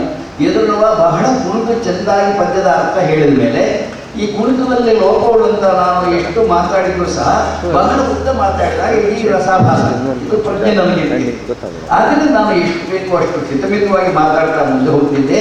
ಬಹಳ ದೀರ್ಘ ಮಾತಾಡಿದ, ಸಮಯ ಹಾಳು ಮಾಡಿದ ಅಂತ ಯಾರೆಲ್ಲರೂ ಹೇಳಿಸಿಕೊಳ್ಳದೆ ಮೆಚ್ಚುಗೆ ಗಳಿಸಿದ್ದೇನೆ. ಈ ಮೆಚ್ಚುಗೆಯನ್ನು ಗಳಿಸುವ ಹೊತ್ತಿಗೆ ನಾನು ಹೆಚ್ಚಾಗಿ ಕುಣಿತದ ಭಾಗ ಇಲ್ಲ ಅನ್ನುವ ಕಾರಣಕ್ಕಾಗಿ ಬಹಳ ಹೆಚ್ಚು ಮಾತಾಡಲಿಲ್ಲ. ಮಾತಾಡಬೇಕಷ್ಟೇ ಮಾತಾಡಿದ್ದೇನೆ. ಅದು ಪರಿಣಾಮಕಾರಿಯಾಗಿತ್ತು, ಅದು ಪ್ರಭಾವಶಾಲಿಯಾಗಿತ್ತು ಎಂಬುದನ್ನು ಒಪ್ಪಿಕೊಳ್ತೇನೆ. ಇಲ್ಲಿ ಸ್ಪರ್ಧೆ ಇಲ್ಲ. ಅವರೆಲ್ಲ ಹೆಚ್ಚು ಕಾಣಿಸಿಕೊಂಡಿದ್ದರಿಂದ ನಾನು ಕಾಣಿಸಿಕೊಳ್ಳುವುದಕ್ಕೆ ಏನಾದರೂ ಮಾಡಬೇಕು ಈ ಯೋಚನೆ ನನಗಿರಲಿಲ್ಲ. ಒಂದ್ಸಲ ಹೆಸರು ಬೇಡ, ಒಬ್ಬರು ಕಲಾವಿದರು ನಾನು ಧರ್ಮಸ್ಥಳ ಮೇಳಕ್ಕೆ ಸೇರಿದ ಕಾಲದಲ್ಲಿ ರಂಗಸ್ಥಳದಲ್ಲಿ ನನಗೆ ಕುಣಿಯುವುದೇ ಅಷ್ಟು ನಿಮ್ಗೆ ಗೊತ್ತಿದೆ. ಆ ವೀರಸ್ವ ಪದ್ಯಕ್ಕೆ ನಾವು ಗೊತ್ತು ತೆಗಿಬೇಕು ಅಂತಾದರೆ ರಂಗಸ್ಥಳದಲ್ಲಿ ಪೂರ್ತಿ ಜಾಗ ಬೇಕು, ನಮಗೆ ಕಡಿಮೆ ಜಾಗ ಸಾಕಾಗುವುದಿಲ್ಲ. ನಮ್ಮ ಎದುರು ಕಲಾವಿದರು ರಂಗಸ್ಥಳದಲ್ಲಿ ನಾನು ಕುಣಿಲಿಕ್ಕೆ ಹೋಗೋದು ಮಧ್ಯದಲ್ಲಿ ಬಂದು ನಿಂತು ಏನು ಮಾಡಬೇಕು ಗೊತ್ತಾಗಿಲ್ಲ. ತಿರುಗಿ ನಿಂತೆ, ಎರಡನೇ ಪದ್ಯ ಅವರದ್ದು. ನನಗೆ ಹಕ್ಕಾಗೋದು ಇಲ್ಲ, ಕುಣಿಲಿಕ್ಕೂ ಬಿಡುವ ಇದೆಂಥದ್ದು ಒಂದು. ನಾನು ಹೋಗಿ ಅವನು ಹಾಕಿ ಮಧ್ಯದಲ್ಲಿ ನಿಂತೆ ಅವರಿಗೆ ಕುಣಿಲಿಕ್ಕಾಗ. ಮರು ದಿವಸ ಅವರು ಸರಿಯಾದರು, ನಾನು ಸರಿಯಾದ.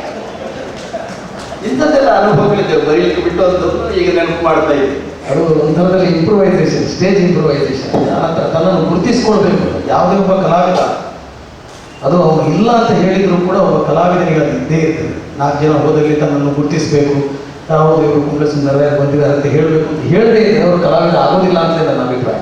ಆನಂತರ ಯಕ್ಷಗಾನದ ಕಲಾವಿದರು ಮತ್ತು ರಂಗಭೂಮಿಯ ಕಲಾವಿದರಿಗೆ ಮಾತ್ರ ಇಂಥ ಒಂದು ಅವಕಾಶ ಸಿಗುವಂಥದ್ದು, ಅಂದರೆ ಅನುಭವಿಸಿ. ಯಾಕಂದರೆ ಅದರಲ್ಲೊಂದು ಬಿಗಿನ್, ಒಂದು ಮಿಡಲ್ ಮತ್ತು ಎಂಡ್ ಇರೋದ್ರಿಂದ ಒಂದು ಈ ನಟನೆಗೆ ಒಂದು ಪೂರ್ಣತೆ ಇರೋದು ಯಕ್ಷಗಾನ ಅಥವಾ ಈ ನಾಟಕ ರಂಗದಲ್ಲಿ ಮಾತ್ರ. ಬಹುಶಃ ಸಿನಿಮಾದಲ್ಲಿ ಅಂತ ಒಂದು ಅವಕಾಶ ಇಲ್ಲ. ಆದ್ದರಿಂದ ಅಕಸ್ಮಾತ್ ಅವರು ಕಣ್ಣೀರು ಹಾಕಿದರೆ ಅವರು ಆ ಪಾತ್ರವನ್ನು ಪರಿಪೂರ್ಣವಾಗಿ ಅನುಭವಿಸಿ ಮಾಡಿದ್ದಾರೆ. ಆ ಅರ್ಥದಲ್ಲಿ ಅವರು ಗೆದ್ದಿದ್ದಾರೆ, ಆ ಪಾತ್ರವು ಗೆದ್ದಿದ್ದಾರೆ ಅಂತೇಳಿ ಅರ್ಥ. ಬಹುಶಃ ಸುಂದರಣ್ಣನ ಹಲವು ಪಾತ್ರಗಳು ಗೆಲ್ಲಲಿಕ್ಕೆ ಅವರು ಆ ಪಾತ್ರವನ್ನು ಅನುಭವಿಸಿ ನಟನೆ ಮಾಡೋದ್ರಿಂದ ಅವರು ಪರಿಪೂರ್ಣ ಕಲಾವಿದ ಅಂತ. ನೃತ್ಯವನ್ನು ಬಿಟ್ಟು ಅವರು ಹೇಳಿದ್ದಾರೆ. ನಾಗವೇಂದ್ರ ಒಟ್ಟೊಟ್ಟಿಗಿದ್ದ ದೊಡ್ಡ ಕಲಾವಿದರು ರಾವಣ, ಮಾಗಧ, ಭರತ, ಕರ್ಣ ಈ ಪಾತ್ರಗಳಿಗೆಲ್ಲ ಪಾತ್ರವನ್ನು ಹೊಸತನಕ್ಕೆ ಉದ್ದೇಶಿಸಿಕೊಂಡಿದ್ದರು. ಅದೇ ಹೊತ್ತಿಗೆ ಅಂಬೆ, ಶೂರ್ಪಣಖಿ, ತಾರೆ, ಮಂಡೋದರಿ ಪುರುಷ ಪಾತ್ರಗಳನ್ನು ಮಾಡ್ತಾ ಇದ್ದೇವೆ. ಈ ಸ್ತ್ರೀ ಪಾತ್ರಗಳನ್ನು ಯಾಕೆ ಹೊಸತನಕ್ಕೆ ಹೊಂದಿಕೊಳ್ಳುವ ಕೆಲಸ ಮಾಡಲಿಲ್ಲ ಅಂತ ನಾನು ಕಂಡುಕೊಂಡಿದ್ದೇನೆ. ಅದರಿಂದ ಯಾಕೆ ಆಗಲಿಲ್ಲ ಅದು? ಪ್ರಶ್ನೆಗೆ ಮಾತ್ರ ನ್ಯಾಯ ಇದೆ. ಸ್ತ್ರೀ ಪಾತ್ರಗಳಿಗೆ ಕೆಲವು ಸಲ ಒದಗಬೇಕಾದ ನ್ಯಾಯ ಒದಗದೆ ಹೋದದನ್ನು ನಾವು ಕಾಣ್ತೇವೆ. ಕೆಲವು ಪಾತ್ರಗಳು ವಿಪರೀತಕ್ಕೆ, ವಿಕಾರಕ್ಕೆ ಒಳಗಾದನ್ನು ನಾವು ಕಾಣ್ತೇವೆ. ಹಾಗೆಲ್ಲ ಅಯ್ಯೋ ಹೀಗಿರಬಾರ್ದಾಯ್ತು ಅಂತ ನಾವು ಹೇಳ್ಬೋದೇ ಹೊರತು ನಮ್ಮಂತೆ ಇದ್ದಂಥ ಕಲಾವಿದರಿಗೆ, ಆ ಶ್ರೇಣಿಗೆ ಮುಟ್ಟಿದವರಿಗೆ ನೀವು ಹೀಗೆ ಮಾಡಿ ಅಂತ ಹೇಳುವಂಥ ತಾಕತ್ತು ನಮಗೆ ಇರ್ತಿರಲಿಲ್ಲ.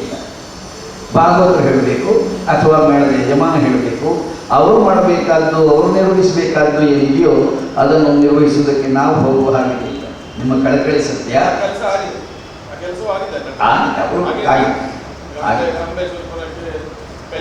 ಹೌದು, ಮೊದಲಿಗೆ ಏನೂ ಇರಲಿಲ್ಲ, ಈಗ ಭಾಗದಲ್ಲೇ ಅಷ್ಟೋ ಇಷ್ಟೋ ಕೆಲಸ ಆಗಿದೆ. ಹಾಗಂತ ನಿಮ್ಮ ಪ್ರಶ್ನೆ ಸರಿಯಿದೆ. ಸ್ತ್ರೀ ಪಾತ್ರಗಳಿಗೆ ಪುರುಷ ಪಾತ್ರಗಳಿಗೆ ಸಿಕ್ಕಿದಷ್ಟು ನ್ಯಾಯ ಸಿಗಲಿಲ್ವೇನೋ ಅಂತ ನೀವು ಹೇಳಿದರೆ ಹೌದು, ಒಪ್ಪಿಕೊಳ್ಳದೆ ನಿರ್ವಹಣೆ. ಆದರೆ ಸಿಗ್ತಾ ಇದೆ, ಸಿಗಬಹುದು. ಆ ದಾರಿಯಲ್ಲಿ ನಡೆದದೆ. ಸ್ತ್ರೀ ಪಾತ್ರಧಾರಿಗಳಿಗೆ ರಾಮಚಂದ್ರಾಯರಂಥವರು, ಪಾತಾಳದಂಥವರು ಹಾಗೆ ಕೊಟ್ಟಿದ್ದಾರೆ. ಅದನ್ನು ಉಳಿದವರು ಅನುಸರಿಸಿದರೆ ಸ್ತ್ರೀ ಪಾತ್ರಗಳಿಗೂ ಅಷ್ಟೇ ಮಹತ್ವ ಬಂದಿತ್ತು ಯಕ್ಷಗಾನ ರಂಗದಲ್ಲಿ ಅಂತ ಹೇಳ್ತಾರೆ. ಕೊನೆಯ ಸುತ್ತಿನ ಒಂದು ಪ್ರಶ್ನೆಯೊಂದಿಗೆ ನಮ್ಮ ಸಮಾರಂಭ ಮುಗಿಸೋಣ. ಈಶ್ವರ ಕೇಣಿಯವರು, ದೇವರಾಜವರು ಇವರೆಲ್ಲ ಪಾತ್ರ ಚಿತ್ರಣ ಅಂತ ಅನ್ನುವ ಒಂದು ಎಲಿಮೆಂಟನ್ನು ಯಕ್ಷಗಾನಕ್ಕೆ ಬಂದವರು. ನಾವು ಕ್ಯಾರೆಕ್ಟರೈಸೇಷನ್ ಏನು ಹೇಳ್ತೇವೋ ಅದನ್ನು ತಂದವರು. ಅದಕ್ಕಾಗಿ ನಿಮ್ಮನ್ನು ನಾನೊಂದು ಕಡೆಯಲ್ಲಿ ಮಾತಿನಲ್ಲಿ ಮೂರ್ತಿ ಕೆತ್ತುವ ಶಿಲ್ಪಿಗಳು ಅಂತ ಕರೀತಾರೆ. ಒಂದು ಶಿಲ್ಪವನ್ನು ಆ ಪಾತ್ರದ ಮೂಲಕ ನೀವು ಮುಂದಿಡ್ತೀವಿ. ಇಂಥ ಪಾತ್ರ ಚಿತ್ರಣ ಮಾಡಬೇಕಿದ್ರೆ ಆ ಪಾತ್ರಗಳಿಗೆ ಒಂದು ಹಿನ್ನೆಲೆ ಇದೆ. ಆ ಹಿನ್ನೆಲೆ ಕಲಾವಿದನಿಗೂ ಒಂದು ಪಾಯಿಂಟ್ ಆಫ್ ರೆಫರೆನ್ಸ್, ಮತ್ತು ಶ್ರೋತೃಗಳಿಗೂ ಒಂದು ಪಾಯಿಂಟ್ ಆಫ್ ರೆಫರೆನ್ಸ್. ಈಗ ಒಂದು ಮಾಗಧ ಆಗ್ಬೋದು, ಒಂದು ಭರತ ಆಗ್ಬೋದು, ಅಥವಾ ಉತ್ತರ ಕುಮಾರನೇ ಆಗ್ಬೋದು ವಿರಾಟ್. ಇದನ್ನು ಯಾಕೆ ಕೆತ್ತಲಿಕ್ಕೆ ಬರ್ತದೆ ಅಂತ ಹೇಳಿದ್ರೆ, ಆ ಪಾತ್ರ ಒಂದು ಅಭಿಜಾತ ಪಾತ್ರವಾಗಿ ಅದಕ್ಕೆ ಹಿನ್ನೆಲೆ ಮುನ್ನೆಲೆ ಅದರ ಎಲ್ಲ ಕ್ರಿಯೆಗಳ ಪರಿಚಯ ಪಾತ್ರ ಮಾಡುವವನಿಗಿದೆ, ನೋಡುವವನಿಗೆ. ಆದ ಕಾರಣ ತುಲನಾತ್ಮಕವಾಗಿ ನೋಡಲಿಕ್ಕೆ ಆಗ್ತದೆ ಈ ಪಾತ್ರಕ್ಕೆ ಇಷ್ಟು ಸಮರ್ಥನೆ ಕೊಟ್ಟಿದ್ದಾರೆ ನಮ್ಮ ಕಲಾವಿದರು. ಈಗ ಬರುವಂಥ ಹೊಸ ಪ್ರಸಂಗಗಳಲ್ಲಿ ಬರುವ ಪಾತ್ರಗಳಿಗೆ ಹಿನ್ನೆಲೆಯೂ ಇಲ್ಲ, ಮುನ್ನೆಲೆಯೂ ಇಲ್ಲ. ಇಂಥಲ್ಲಿ ಆ ಪಾತ್ರವನ್ನು ಚಿತ್ರಣ ಮಾಡುವುದು ಹೇಗೆ, ಅಥವಾ ನಿಧಾನವಾಗಿ ಇದೇ ಪ್ರಸಂಗಗಳು ಮುಂದುವರಿದರೆ ಕ್ಯಾರೆಕ್ಟರೈಸೇಷನ್ ಹೇಳುವಂಥ ಎಲಿಮೆಂಟ್ ಮತ್ತೆ ಮಾಯಾಗಿ ಬಿಟ್ಟದ್ದು, ಪದ್ಯಕ್ಕೆ ಅರ್ಥ ಹೇಳಿ ಹೋಗೋದು ಮಾತ್ರ ಹೊರತು ಮತ್ತೆ ಒಂದು ಮಾಗಧಗಳನ್ನು ಸೃಷ್ಟಿ ಮಾಡೋದಾಗಲಿ, ಮತ್ತೆ ಒಂದು ಭರತನ ಸೃಷ್ಟಿ ಮಾಡೋದಾಗಲಿ ಅಂಥ ಪ್ರಯತ್ನ ಕಲಾವಿದರಿಗೆ ಆಗಲಿಕ್ಕೆ ಸಾಧ್ಯವಿಲ್ಲ. ಯಾಕಂದರೆ ಅಂಥ ಪಾತ್ರಗಳಿಗೆ ಹಿನ್ನೆಲೆ ಮುನ್ನೆಲೆ ಯಾವುದೂ ಇರುವುದಿಲ್ಲ. ಆ ಪ್ರಸಂಗಕರ್ತ ಅವನ ಅಪ್ಪ ಯಾರು ಬೇಡ ಅವನ ಒಪ್ಪಿಕೊಳ್ಬೇಕು ಹೊರತು ಅದನ್ನು ತೋರಿಸುವಂಥ ಒಂದು ರಿಸೋರ್ಸ್ ಅಥವಾ ಸಂಪನ್ಮೂಲವಾದಂಥ ಒಂದು ಗ್ರಂಥ ನಮ್ಮಲ್ಲಿಲ್ಲ. ಈಗ ಪಾತ್ರ ಚಿತ್ರಣ ಮಾಡುವ ಬಗ್ಗೆ ಹೇಗೆ ಅಭಿಜಾತ ಪಾತ್ರಗಳಿಗೆ ಅಭಿಜಾತ ಕಲೆಯಲ್ಲಿ ಮಾತ್ರ ಈ ಪಾತ್ರ ಚಿತ್ರಣ ಮಾಡಲಿಕ್ಕೆ ಸಾಧ್ಯತೆ ಹೊರತು ಅದು ಇಲ್ಲದಂಥ ಈ ಹೊಸ ಪ್ರಸಂಗಗಳಲ್ಲಿ ಪಾತ್ರ ಚಿತ್ರಣ ಅನ್ನುವಂಥ ಪರಿಕಲ್ಪನೆ ಬಿಟ್ಟರೆ ಭರತನಿಗೆ ರೂಪ ಕೊಟ್ಟಂಥ ನೀವಾಗಲಿ, ಅಥವಾ ಮಾಗಧನಿಗೆ ರೂಪ ಕೊಟ್ಟಂಥ ಶ್ರೇಣಿಯವರಾಗಲಿ, ಉತ್ತರ ಕುಮಾರ ರೂಪ ಕೊಟ್ಟಂಥ ಬೇರಾಜಿಯವರಾಗಲಿ ಇಂಥ ಒಂದು ಪ್ರತಿಭೆ ನಿಧಾನವಾಗಿ ಕ್ಷಣದಿಂದ ಮಾಸಿ ಹೋಗುವಂಥ ಸಾಧ್ಯತೆ ಇದೆಯೋ ಅಂತ ಪ್ರಕಟಣೆ. ಬಹಳ ವಿಸ್ತಾರವಾದ ವಿವರಣೆಯನ್ನು ಬಯಸುವಂಥ ಪ್ರಶ್ನೆಯನ್ನು ಕೇಳಿದ್ದೀರಿ. 4 ವಾಕ್ಯದಲ್ಲಿ ಹೇಳಲಿಕ್ಕೆ ಸಾಧ್ಯ ಇಲ್ಲ. ಇವತ್ತಿನ ವಾತಾವರಣದಲ್ಲಿ ಪುರಾಣದ ಪಾತ್ರಗಳಿಗೆ ನಾವು ಬಹಳ ಚಿಂತೆ ಮಾಡಬೇಕಾಗಿಲ್ಲ. ಯಾಕೆಂದರೆ ಆ ಪಾತ್ರಕ್ಕೊಂದು ಹಿನ್ನೆಲೆ ಇರ್ತದೆ, ಆ ಪಾತ್ರಕ್ಕೆ ಸಂಬಂಧಪಟ್ಟಂಥ ಪದ್ಯಗಳಲ್ಲಿ ಬೇಕಾದಷ್ಟು ಆಕಾರ ಇರ್ತದೆ. ಅದನ್ನು ಬಳಸಿಕೊಂಡು ಆ ಪಾತ್ರವನ್ನು, ಪೌರಾಣಿಕ ಪಾತ್ರಗಳನ್ನು ನಿಮ್ಮ ಮುಂಭಾಗದಲ್ಲಿ ಕಡಿದು ನಿಲ್ಲಿಸಲಿಕ್ಕೆ ಸಾಧ್ಯ ಆಗ್ತದೆ. ನಾನು ನೆನಪು ಮಾಡ್ತೇನೆ, ಜೊತೆಯಲ್ಲಿ ಮದ್ರಾಸಿಗೆ ಬಂದು ಪಾದಕ ಪ್ರಧಾನದ ಭಾರತ ಹೇಳಿದಾಗ ವಿಮರ್ಶೆಯಲ್ಲಿ ನೀವೇ ಬರ್ತೀರಿ. ಶಿಲ್ಪಿ ಪಾತ್ರವನ್ನು ಕಳೆದ, ಮೂರ್ತಿಯನ್ನು ಕಳೆದ ಹಾಗೆ ಪಾತ್ರವನ್ನು ಕಳೆಯಬಲ್ಲವರು ಯಕ್ಷಗಾನ ಕಲಾವಿದರು. ಈ ಮಾತನ್ನು ಒಪ್ಪಿಕೊಂಡಾಗ ಪುರಾಣಕ್ಕೆ ಹೊರತು ಆದಂತಹ ಪ್ರಸಂಗಗಳು ಬಂದಾಗಲೂ ಹೀಗುಂಟೆ, ಹೀಗೆ ಮಾಡುವುದಕ್ಕೆ ಸಾಧ್ಯ ಆಗ್ತದೆಯೇ? ಈ ಪ್ರಶ್ನೆ ಪ್ರಸ್ತುತ ಹೌದು. ನನಗೇನಿಸ್ತದೆ ಅಂತ ಕೇಳಿದರೆ, ಕೆಲವು ಸಲ ಪೌರಾಣಿಕ ಪ್ರಸಂಗಗಳಲ್ಲಿ ಭಾಗವಹಿಸಿದಂಥ ನಮಗೆ ಈ ಹೊಸ ಪ್ರಸಂಗಗಳಲ್ಲಿ ಅದರ ಸ್ವಲ್ಪ ಆಯಾಮ ಸಿಗುವ, ಸ್ವಲ್ಪ ಅದರ ಸಂಬಂಧ ಸಿಗುವಂಥ ಪಾತ್ರ ಬಂದಾಗ ನಾವು ಅಲ್ಲಿಂದ ಸ್ವಲ್ಪ ಇದು ಖರ್ಚು ಮಾಡ್ತೀವಿ. ಆ ಮೂಲಕ ಆ ಪ್ರಸಂಗ ಪಾತ್ರವನ್ನು ಮೇಲೆ ತರುವ ಪ್ರಯತ್ನ ಮಾಡ್ತೀವಿ. ಅದಲ್ಲ, ಅಂಥ ಯಾವ ಹಿನ್ನೆಲೆಯೂ ಇಲ್ಲದೇ ಇದ್ದ ಪಾತ್ರ ಬಂದಾಗ ನಿಧಾನವಾಗಿ ಆ ಪಾತ್ರಕ್ಕೆ ಮೈ ತುಂಬಿಕೊಳ್ಳುವ ಕೆಲಸ ಆಗ್ತದೆ. ಮುಂದೆ ಸಲ ಆಗಲಿಲ್ಲ, ಪ್ರಥಮ ದಿವಸ ಅದೆಲ್ಲ ಆಗೋದಿಲ್ಲ, ಜಾಸ್ತಿ ಬಂದಿರಾಗಿ ಇರ್ತದೆ. ಒಂದು 4 ಪ್ರಯೋಗ ಆಗುವಾಗ ಆಚೆಯಿಂದ ಈಚೆಯಿಂದ ಎರವಲು ತಂದು, ಆಚೆ ಮನೆ ಅಂಗಿ ಈಚೆ ಮನೆ ಅಂಗಿ ತಂದು ಅಂಗಿ ಮೇಲೆ ಅಂಗಿ ಹಾಕಿ ಚಂದ ಮಾಡಿ ಕಡೆಗೆಲ್ಲ ವ್ಯವಸ್ಥೆ ಮಾಡ್ತೇವೆ. ನಾವು ಕಲಾವಿದರು ನಮ್ಮ ಬುದ್ಧಿವಂತಿಕೆಯಿಂದ ಹಾಗೆ ಮಾಡ್ತೇವೆ ಹೊರತು ಆ ಹೊಸ ಪಾತ್ರಗಳಿಗೆ ಹಿನ್ನೆಲೆ ಇದ್ದು ಅದನ್ನು ಮಾಡುವುದಲ್ಲ. ನಾನು ನೆನಪು ಮಾಡ್ತೇನೆ, ಭರತನ ಪಾತ್ರದಲ್ಲಿ ಮೆರೆದಂಥ ನನಗೆ ಭಗೀರಥನ ಪಾತ್ರ ಮಾಡಬೇಕಾದ ಪ್ರಸಂಗ ಬಂತು. ಅಮೃತದ ಪ್ರಸಂಗ. ಭರತನಿಗೆ ದುಸ್ವಪ್ನ ಬಿತ್ತು, ಈ ಭಗೀರಥನಿಗೂ ಅದೇ ದುಸ್ವಪ್ನ. ಹಿರಿಯರು ಬಂದು ನಮ್ಮ ಅವಸ್ಥೆ ನೋಡು, ನಮಗಾಗಿ ಏನಾದರೂ ಮಾಡುವಂತ ಅವನನ್ನು ಕಾಡ್ತಾರೆ. ಅವನಿಗೆ ನಿದ್ರೆ ಬೀಳುವುದಿಲ್ಲ. ನಾನು ಆ ಪಾತ್ರ ಮಾಡಿದೆ, ಭಗೀರಥನಿಗೆ ಒಳ್ಳೆ ಹೆಸರು ಬಂತು, ಆ ಪ್ರಸಂಗಕ್ಕೂ ಒಳ್ಳೆ ಹೆಸರು ಬಂತು, ಅಮೃತರು ಮೆಚ್ಚಿದ್ರು. ಆದರೆ ಕೆಲವು ದಿನಗಳ ಕಳೆಯುವಾಗ ನನಗೆ ದೊಡ್ಡ ಎಲ್ಲ ಇದು ಭರತನಾಗೆ ಮಾಡ್ತಾ ಇದ್ದೇನಲ್ಲ, ನಾನು ಇದಕ್ಕೇನಾದರೂ ಒಂದು ಬೇರೆ ರೂಪ ಕೊಡದೆ ಇದ್ರೆ ಒಟ್ಟು ಭರತನಾಗದೆ ಇವನ ಹತ್ರ ಇನ್ನೊಂದು ಸಂತೆ ವ್ಯಾಪಾರ ಸಾಮಾನು ಅಂತ ಆಗ್ತದಲ್ಲ. ಹಾಗಾಗಬೇಕು ಅಂತ ಯೋಚನೆ ಮಾಡಿದ ಮೇಲೆ ಅದರ ಚಿತ್ರ ಬದಲಾಯಿಸಲಿಕ್ಕೆ ನಿಧಾನವಾಗಿ ಪ್ರಯತ್ನ ಮಾಡಿದೆ. ಹೊಸದಾದಂಥ ದಾರಿಯಲ್ಲಿ ಆ ಪಾತ್ರವನ್ನು ನಿರೂಪಿಸುವುದಕ್ಕೆ ನನಗೆ ಸಾಧ್ಯ ಆಯಿತು. ಕಲಾವಿದರಿಗಂಥ ಸಾಮರ್ಥ್ಯ ಇದೆ, ಒಂದೇ ಸಲ ಆಗ್ತದೆ ಅಂತಲ್ಲ, ಪ್ರಯೋಗದ ಮೇಲೆ ಪ್ರಯೋಗ ಆದಾಗ ಅವ ಅದಕ್ಕೆ ಬೇಕಾದನ್ನು ಮಾಡಿಕೊಳ್ತಾನೆ. ಮಾಡಿಕೊಳ್ಬೇಕು, ಮಾಡಿಕೊಳ್ತಕ್ಕದ್ದು ಅದೇ ಕಲಾವಿದ. ಈ 50 ವರ್ಷಗಳಲ್ಲಿ ಅದಕ್ಕಿಂತ ಮುಂಚಿತವಾಗಿ ಚೌಕರೇನೋ ಎದ್ದಿದ್ರೆ ಅವ್ರಿಗೇನೋ ಒಂದು ಸಂಶಯ. ನನ್ನದೊಂದು ಪ್ರಶ್ನೆ ಇದೆ ಸುಂದರ, ಹೇಳಿ. ಬಹಳ ದಿನದಿಂದ ಕಾಡ್ತಾ ಇದೆ ಯಕ್ಷಗಾನ. ಹೇಳಬೇಕೀಗ ಖಂಡಿತ ಹೌದು. ಅಲ್ಲ ಅಂತ ಚೌಟ್ರು ಹೇಳಿದ ಮೇಲೆ ಅವರ ಸೌಟಿನಲ್ಲಿ ಬಂದದ್ದು ತೀರ್ಥ ಹೌದೇ. ಆದರೆ ನಾನೇನು ಹೇಳ್ತೇನೆ ಅಂತಂದರೆ, ಇದಕ್ಕೆ ಶಾಸ್ತ್ರೀಯ ರೂಪ ಕೊಡುವುದು ಅಷ್ಟು ಸುಲಭದ ಕೆಲಸ ಅಲ್ಲ. ಇಲ್ಲೇ 3 ಪ್ರಭೇದಗಳನ್ನು ನಾವು ಕಾಣ್ತೇವೆ. ಎಲ್ರಿಗೂ ಹಾಗೆ ಅನ್ನಿಸ್ಬೇಕಲ್ಲ.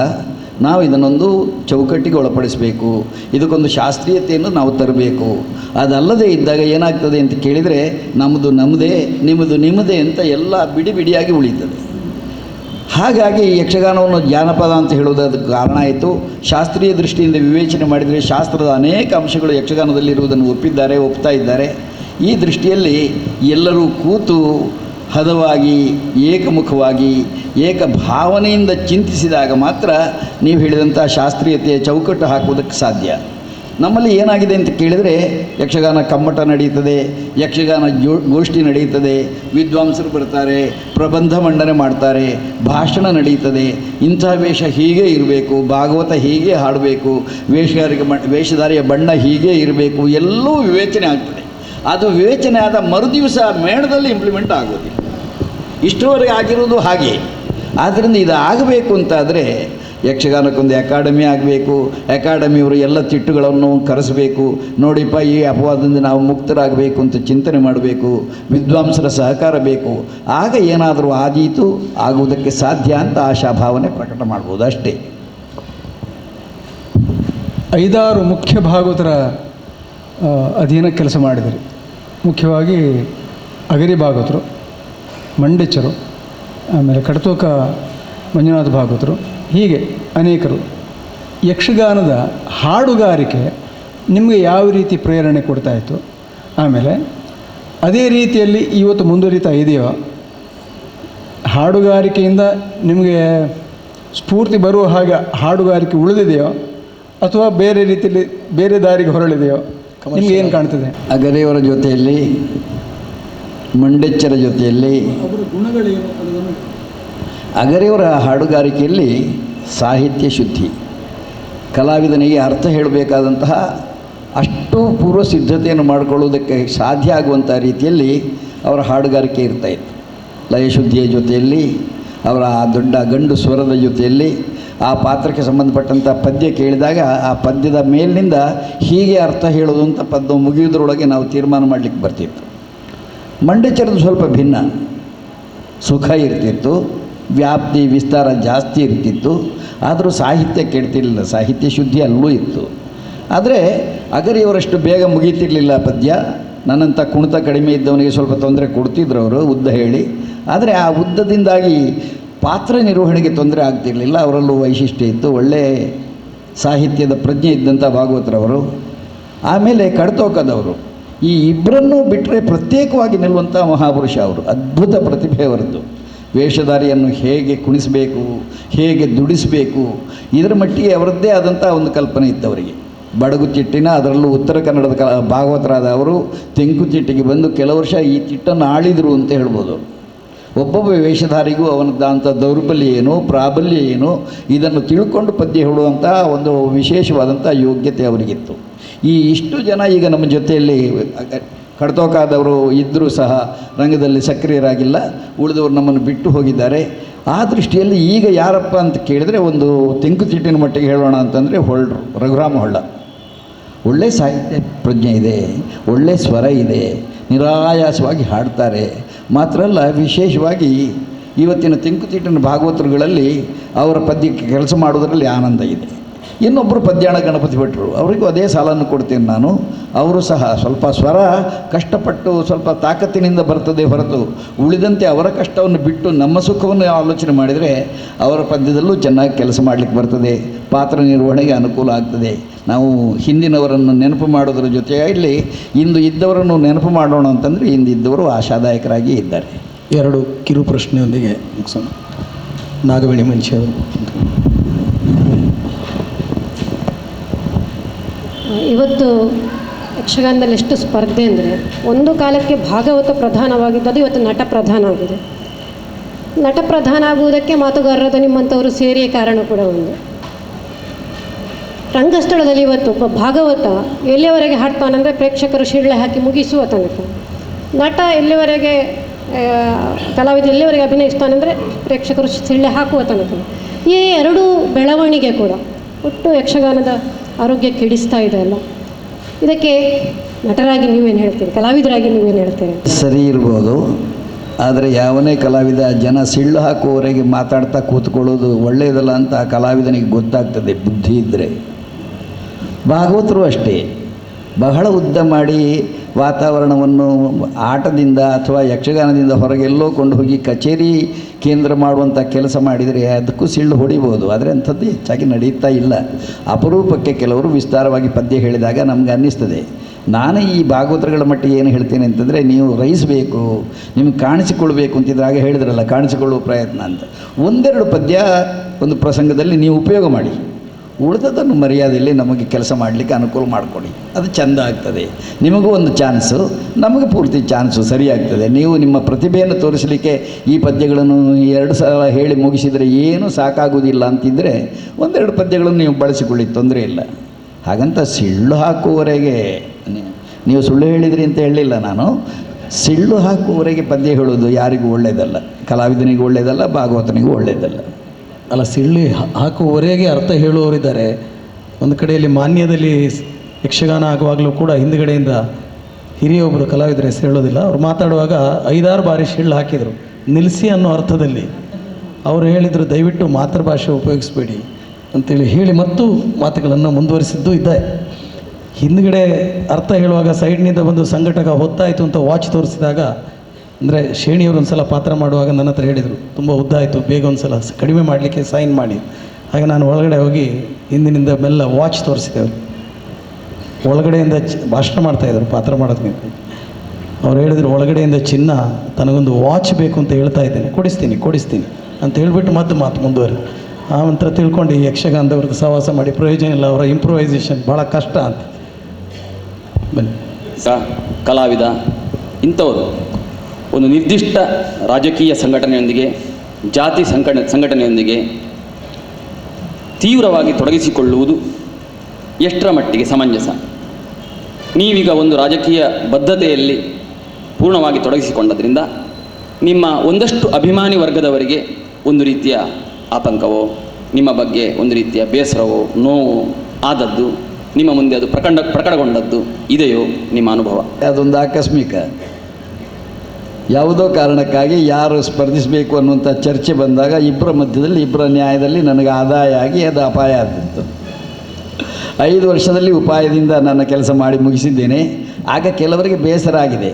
ನಾನು 2ನೇ ಸಲ MLA ಆಗಲಿಲ್ಲ ಅಂತ ಆದಾಗ ಅವರು ಹೇಳಿದ್ದಾರೆ, ಅಯ್ಯ ಬಚಾವಾಯಿತು, ನಮಗೊಂದು ಜನ ಸಿಕ್ತು, ಹೋಗೇ ಬಿಡ್ತು ಅಂತ ಗ್ರಹಿಸಿದ್ದೆವು ನಾವು. ನನಗೂ ಸಂತೋಷ ಆಗಿದೆ, ಸೋತನಲ್ಲ ಅಂತ ದುಃಖ ಆಗಲಿಲ್ಲ. ಇಲೆಕ್ಷನ್ನಲ್ಲಿ ಸೋತ ಮರುದಿವಸ ನಾನು ತಾಳಮದ್ದಲೆಗೆ ಹೋಗಿದ್ದೇನೆ, ಇವತ್ತು ಹೋಗ್ತಾ ಇದ್ದೇನೆ. ಅದರಿಂದ ನಾನು ಶಾಸಕನಾಗಿರುವಾಗ ತಾಳಮದ್ದಲೆಗೆ ಹೋದ್ದು ಮಾತ್ರ ಅಲ್ಲ, ಮಂತ್ರಿಗಳಿಗೆಲ್ಲ ಬಣ್ಣ ಹಚ್ಚಿದ್ದೇನೆ, ನಾನು ವೇಷ ಮಾಡಿಸಿದ್ದೇನೆ, ಅವರನ್ನು ಬೆಂಗಳೂರಿನಲ್ಲಿ ಕುಣಿಸಿದ್ದೇನೆ. ನಾವು ಅದು ಮಾಡಿದ್ದೇವೆ. ಬಿಟ್ಟು ಬಂದ ಮೇಲೆ ಮತ್ತೆ ಹಳೆಯದನ್ನೇ ಮುಂದುವರಿಸ್ತೇವೆ. ಹಳೆಯ ಗಂಡನ ಪಾದವೇಗತಿ ಅಂತ ನನ್ನಂಥ ಕಲಾವಿದನಿಗೆ ಇದು ಬಿಟ್ಟರೆ ಅದಲ್ಲ ಅಂತ ನನಗೆ 5 ವರ್ಷ ಬೇಕಾಯಿತು ಗೊತ್ತಾಗಬೇಕಾದ್ರೆ. ಮೊದಲೇ ಗೊತ್ತಾಗಿತ್ತು 1 ವರ್ಷ ಆಗುವಾಗಲೇ ಇದು ನನ್ನ ಜಾಗ ಅಲ್ಲ. 4 ಕಂಬದ ಮಧ್ಯದಲ್ಲಿ ಕೆಲಸ ಮಾಡುವುದನ್ನು ಬಿಟ್ಟು ಈ 1000 ಕಂಬದ ವಿಧಾನಸೌಧದಲ್ಲಿ ಉತ್ತರದ ಬಾಗಿಲು ಯಾವುದು, ದಕ್ಷಿಣದ ಬಾಗಿಲು ಯಾವುದು ಅಂತ ಕಲೀಲಿಕ್ಕೆ 3 ವರ್ಷ ಬೇಕಿದ್ದು, ಆಗಲಿಕ್ಕಿಲ್ಲ ನಮಗೆ ಅಂತ ತೋರಿತ್ತು. ಆದರೆ ಅವಧಿ ಇತ್ತು, ಪೂರ್ಣ ಆಗಬೇಕಾಗಿತ್ತು, ಪೂರ್ಣ ಮಾಡಿದ್ದೇನೆ. ಅದಕ್ಕಾಗಿ ನನಗೆ ದುಃಖ ಇಲ್ಲ. ನನ್ನ ಸ್ನೇಹಿತರನ್ನು ಕಳ್ಕೊಂಡವ್ರನ್ನೆಲ್ಲ ಮತ್ತೆ ಸಂಪಾದನೆ ಮಾಡಿದ್ದೇನೆ. ಕೆಲವರು ಆತಂಕ ಪಟ್ಟದ್ದುಂಟು, ಕೆಲವರು ಆಕ್ಷೇಪ ಮಾಡಿದ್ದುಂಟು. ಕೆಲವರಿಗೆ ಆಕ್ಷೇಪ ಮಾಡುವಲ್ಲಿ ನಾನು MLA ಆದೆ ಅಂತಲ್ಲ, ಅದು ಆ ಪಾರ್ಟಿಯಿಂದ ಯಾಕಾದದ್ದು ಅಂತ ಆಕ್ಷೇಪ. ಮತ್ತು ಕೆಲವರಿಗೆ ನಮ್ಮ ಪಾರ್ಟಿಯಲ್ಲಿ ನಾವು ಕೊಡಿಸ್ತಿದ್ವಲ್ಲ ಅಂತ ಕೆಲವು ಆತಂಕ. ಇದೆಲ್ಲ ಸ್ವಾಭಾವಿಕ. ನಾನಂತೂ ಕಲಾವಿದ, ಆಗಲೂ ಕಲಾವಿದ, ಈಗಲೂ ಕಲಾವಿದ. ನಿಮ್ಮೆಲ್ಲರ ಆಶೀರ್ವಾದದಿಂದ ಮುಂದೆ ಸಾಧ್ಯ ಇದ್ದಷ್ಟು ದಿವಸ ನಾನು ಕಲಾವಿದ. ಸುಂದರಣ್ಣ MLA ಆದ ಕಾಲಘಟ್ಟದಲ್ಲಿ ಅದನ್ನು ಹೊರಗಿನವರು, ಕಲಾವಿದರು ಅಲ್ಲದವರು ಅದನ್ನು ಹೆಚ್ಚು ಖುಷಿಪಟ್ಟರು. ಯಕ್ಷಗಾನದ ಕಲಾವಿದರು ಮತ್ತು ಕೇಳಿದರು, ಆ ರೀತಿ MLA ಇರುತ್ತಾ ಇತ್ತೆಂಚಿನ ಮಲ್ತೀರಿ ಯಕ್ಷಗಾನ ನೇರವಾಗಿ ಆಪಾದನೆಯಿಂದಲೇ ಪ್ರಾರಂಭ ಆದದ್ದು ಬಿಟ್ಟರೆ, ಅದು ಯಕ್ಷಗಾನದವರೇ ಶುರು ಮಾಡಿದ್ದು ಬಿಟ್ಟರೆ ಹೊರಗಿನವರು ಏನು ಇರಲಿಲ್ಲ. ಏನಿದ್ರು ಕೂಡ ಸುಂದರಣ್ಣ ಇವತ್ತು ಜಾತ್ರೆಯಲ್ಲಿ ಒಂದು ಪುಗ್ಗೆ ಸಿಗುತ್ತೆ, ಒಂದು ಬೆಲೂನ್, ಅದು ಹೆಂಗಿದೆ ಅಂದರೆ ಅದಕ್ಕೆ 2 ಕಿರೀಟ ಥರ ಮಾಡ್ತಾರೆ, ಅದರ ಕೆಳಗಡೆ ಒಂದು ರಟ್ಟು ಇಡ್ತಾರೆ. ಅದು ಹೇಗೆ ಬಿಸಾಕಿದರೂ ಕೂಡ ಕೆಳಗೆ ಮುಟ್ಟುವಾಗ ಅದು ಹಾಗೇ ಇರ್ತದೆ. ಸುಂದರಣ್ಣ ಹಾಗೆ ಯಕ್ಷಗಾನದ ಕಲಾವಿದರು, ಅವರು MLA ಆದರು, ನಾಟಕಕ್ಕೆ ಹೋದರು, ಭಾಷಣ ಮಾಡಿದರು, ಆ ಸಂಘಟನೆಗೆ ಹೋದರು. ಕೆಳಗೆ ಮುಟ್ಟುವಾಗ ಅವರು ಕಲಾವಿದರಾಗಿ ಯಕ್ಷಗಾನವೇ ಮೂಲವಾಗಿ ಇಟ್ಕೊಂಡು ಬೆಳೆದವರು. ಒಬ್ಬ ಸ್ನೇಹಿತೆಯಾಗಿ, ಅವರ ಕುಟುಂಬದ ಅತ್ಯಂತ ಹತ್ತಿರದ ಒಬ್ಬ ಸದಸ್ಯನಾಗಿ ಅವ್ರನ್ನ ಬಲ್ಲವನು ನಾನು. ಅವರ ಎಲ್ಲ ಏರಿಳಿತಗಳನ್ನು, ಅವರ ಪ್ಲಸ್ ಮೈನಸ್ 2ಗಳನ್ನು ಬಲ್ಲವನು. ಅದಕ್ಕೆ ಬಹುಶಃ ಚೌಟ್ರು ನನಗೆ ಈ ಸ್ಥಾನದಲ್ಲಿ ಕೂತ್ಕೊಳಿಸಿ ಸಂವಾದವನ್ನು ನಡೆಸ್ಕೊಡ್ಬೇಕು ಅಂತ ಕೇಳ್ಕೊಂಡಿದ್ದಾರೆ. ಸಂವಾದದಲ್ಲಿ ಭಾಗವಹಿಸಿದ ನಿಮಗೆ ಕೃತಜ್ಞತೆ ಹೇಳಿ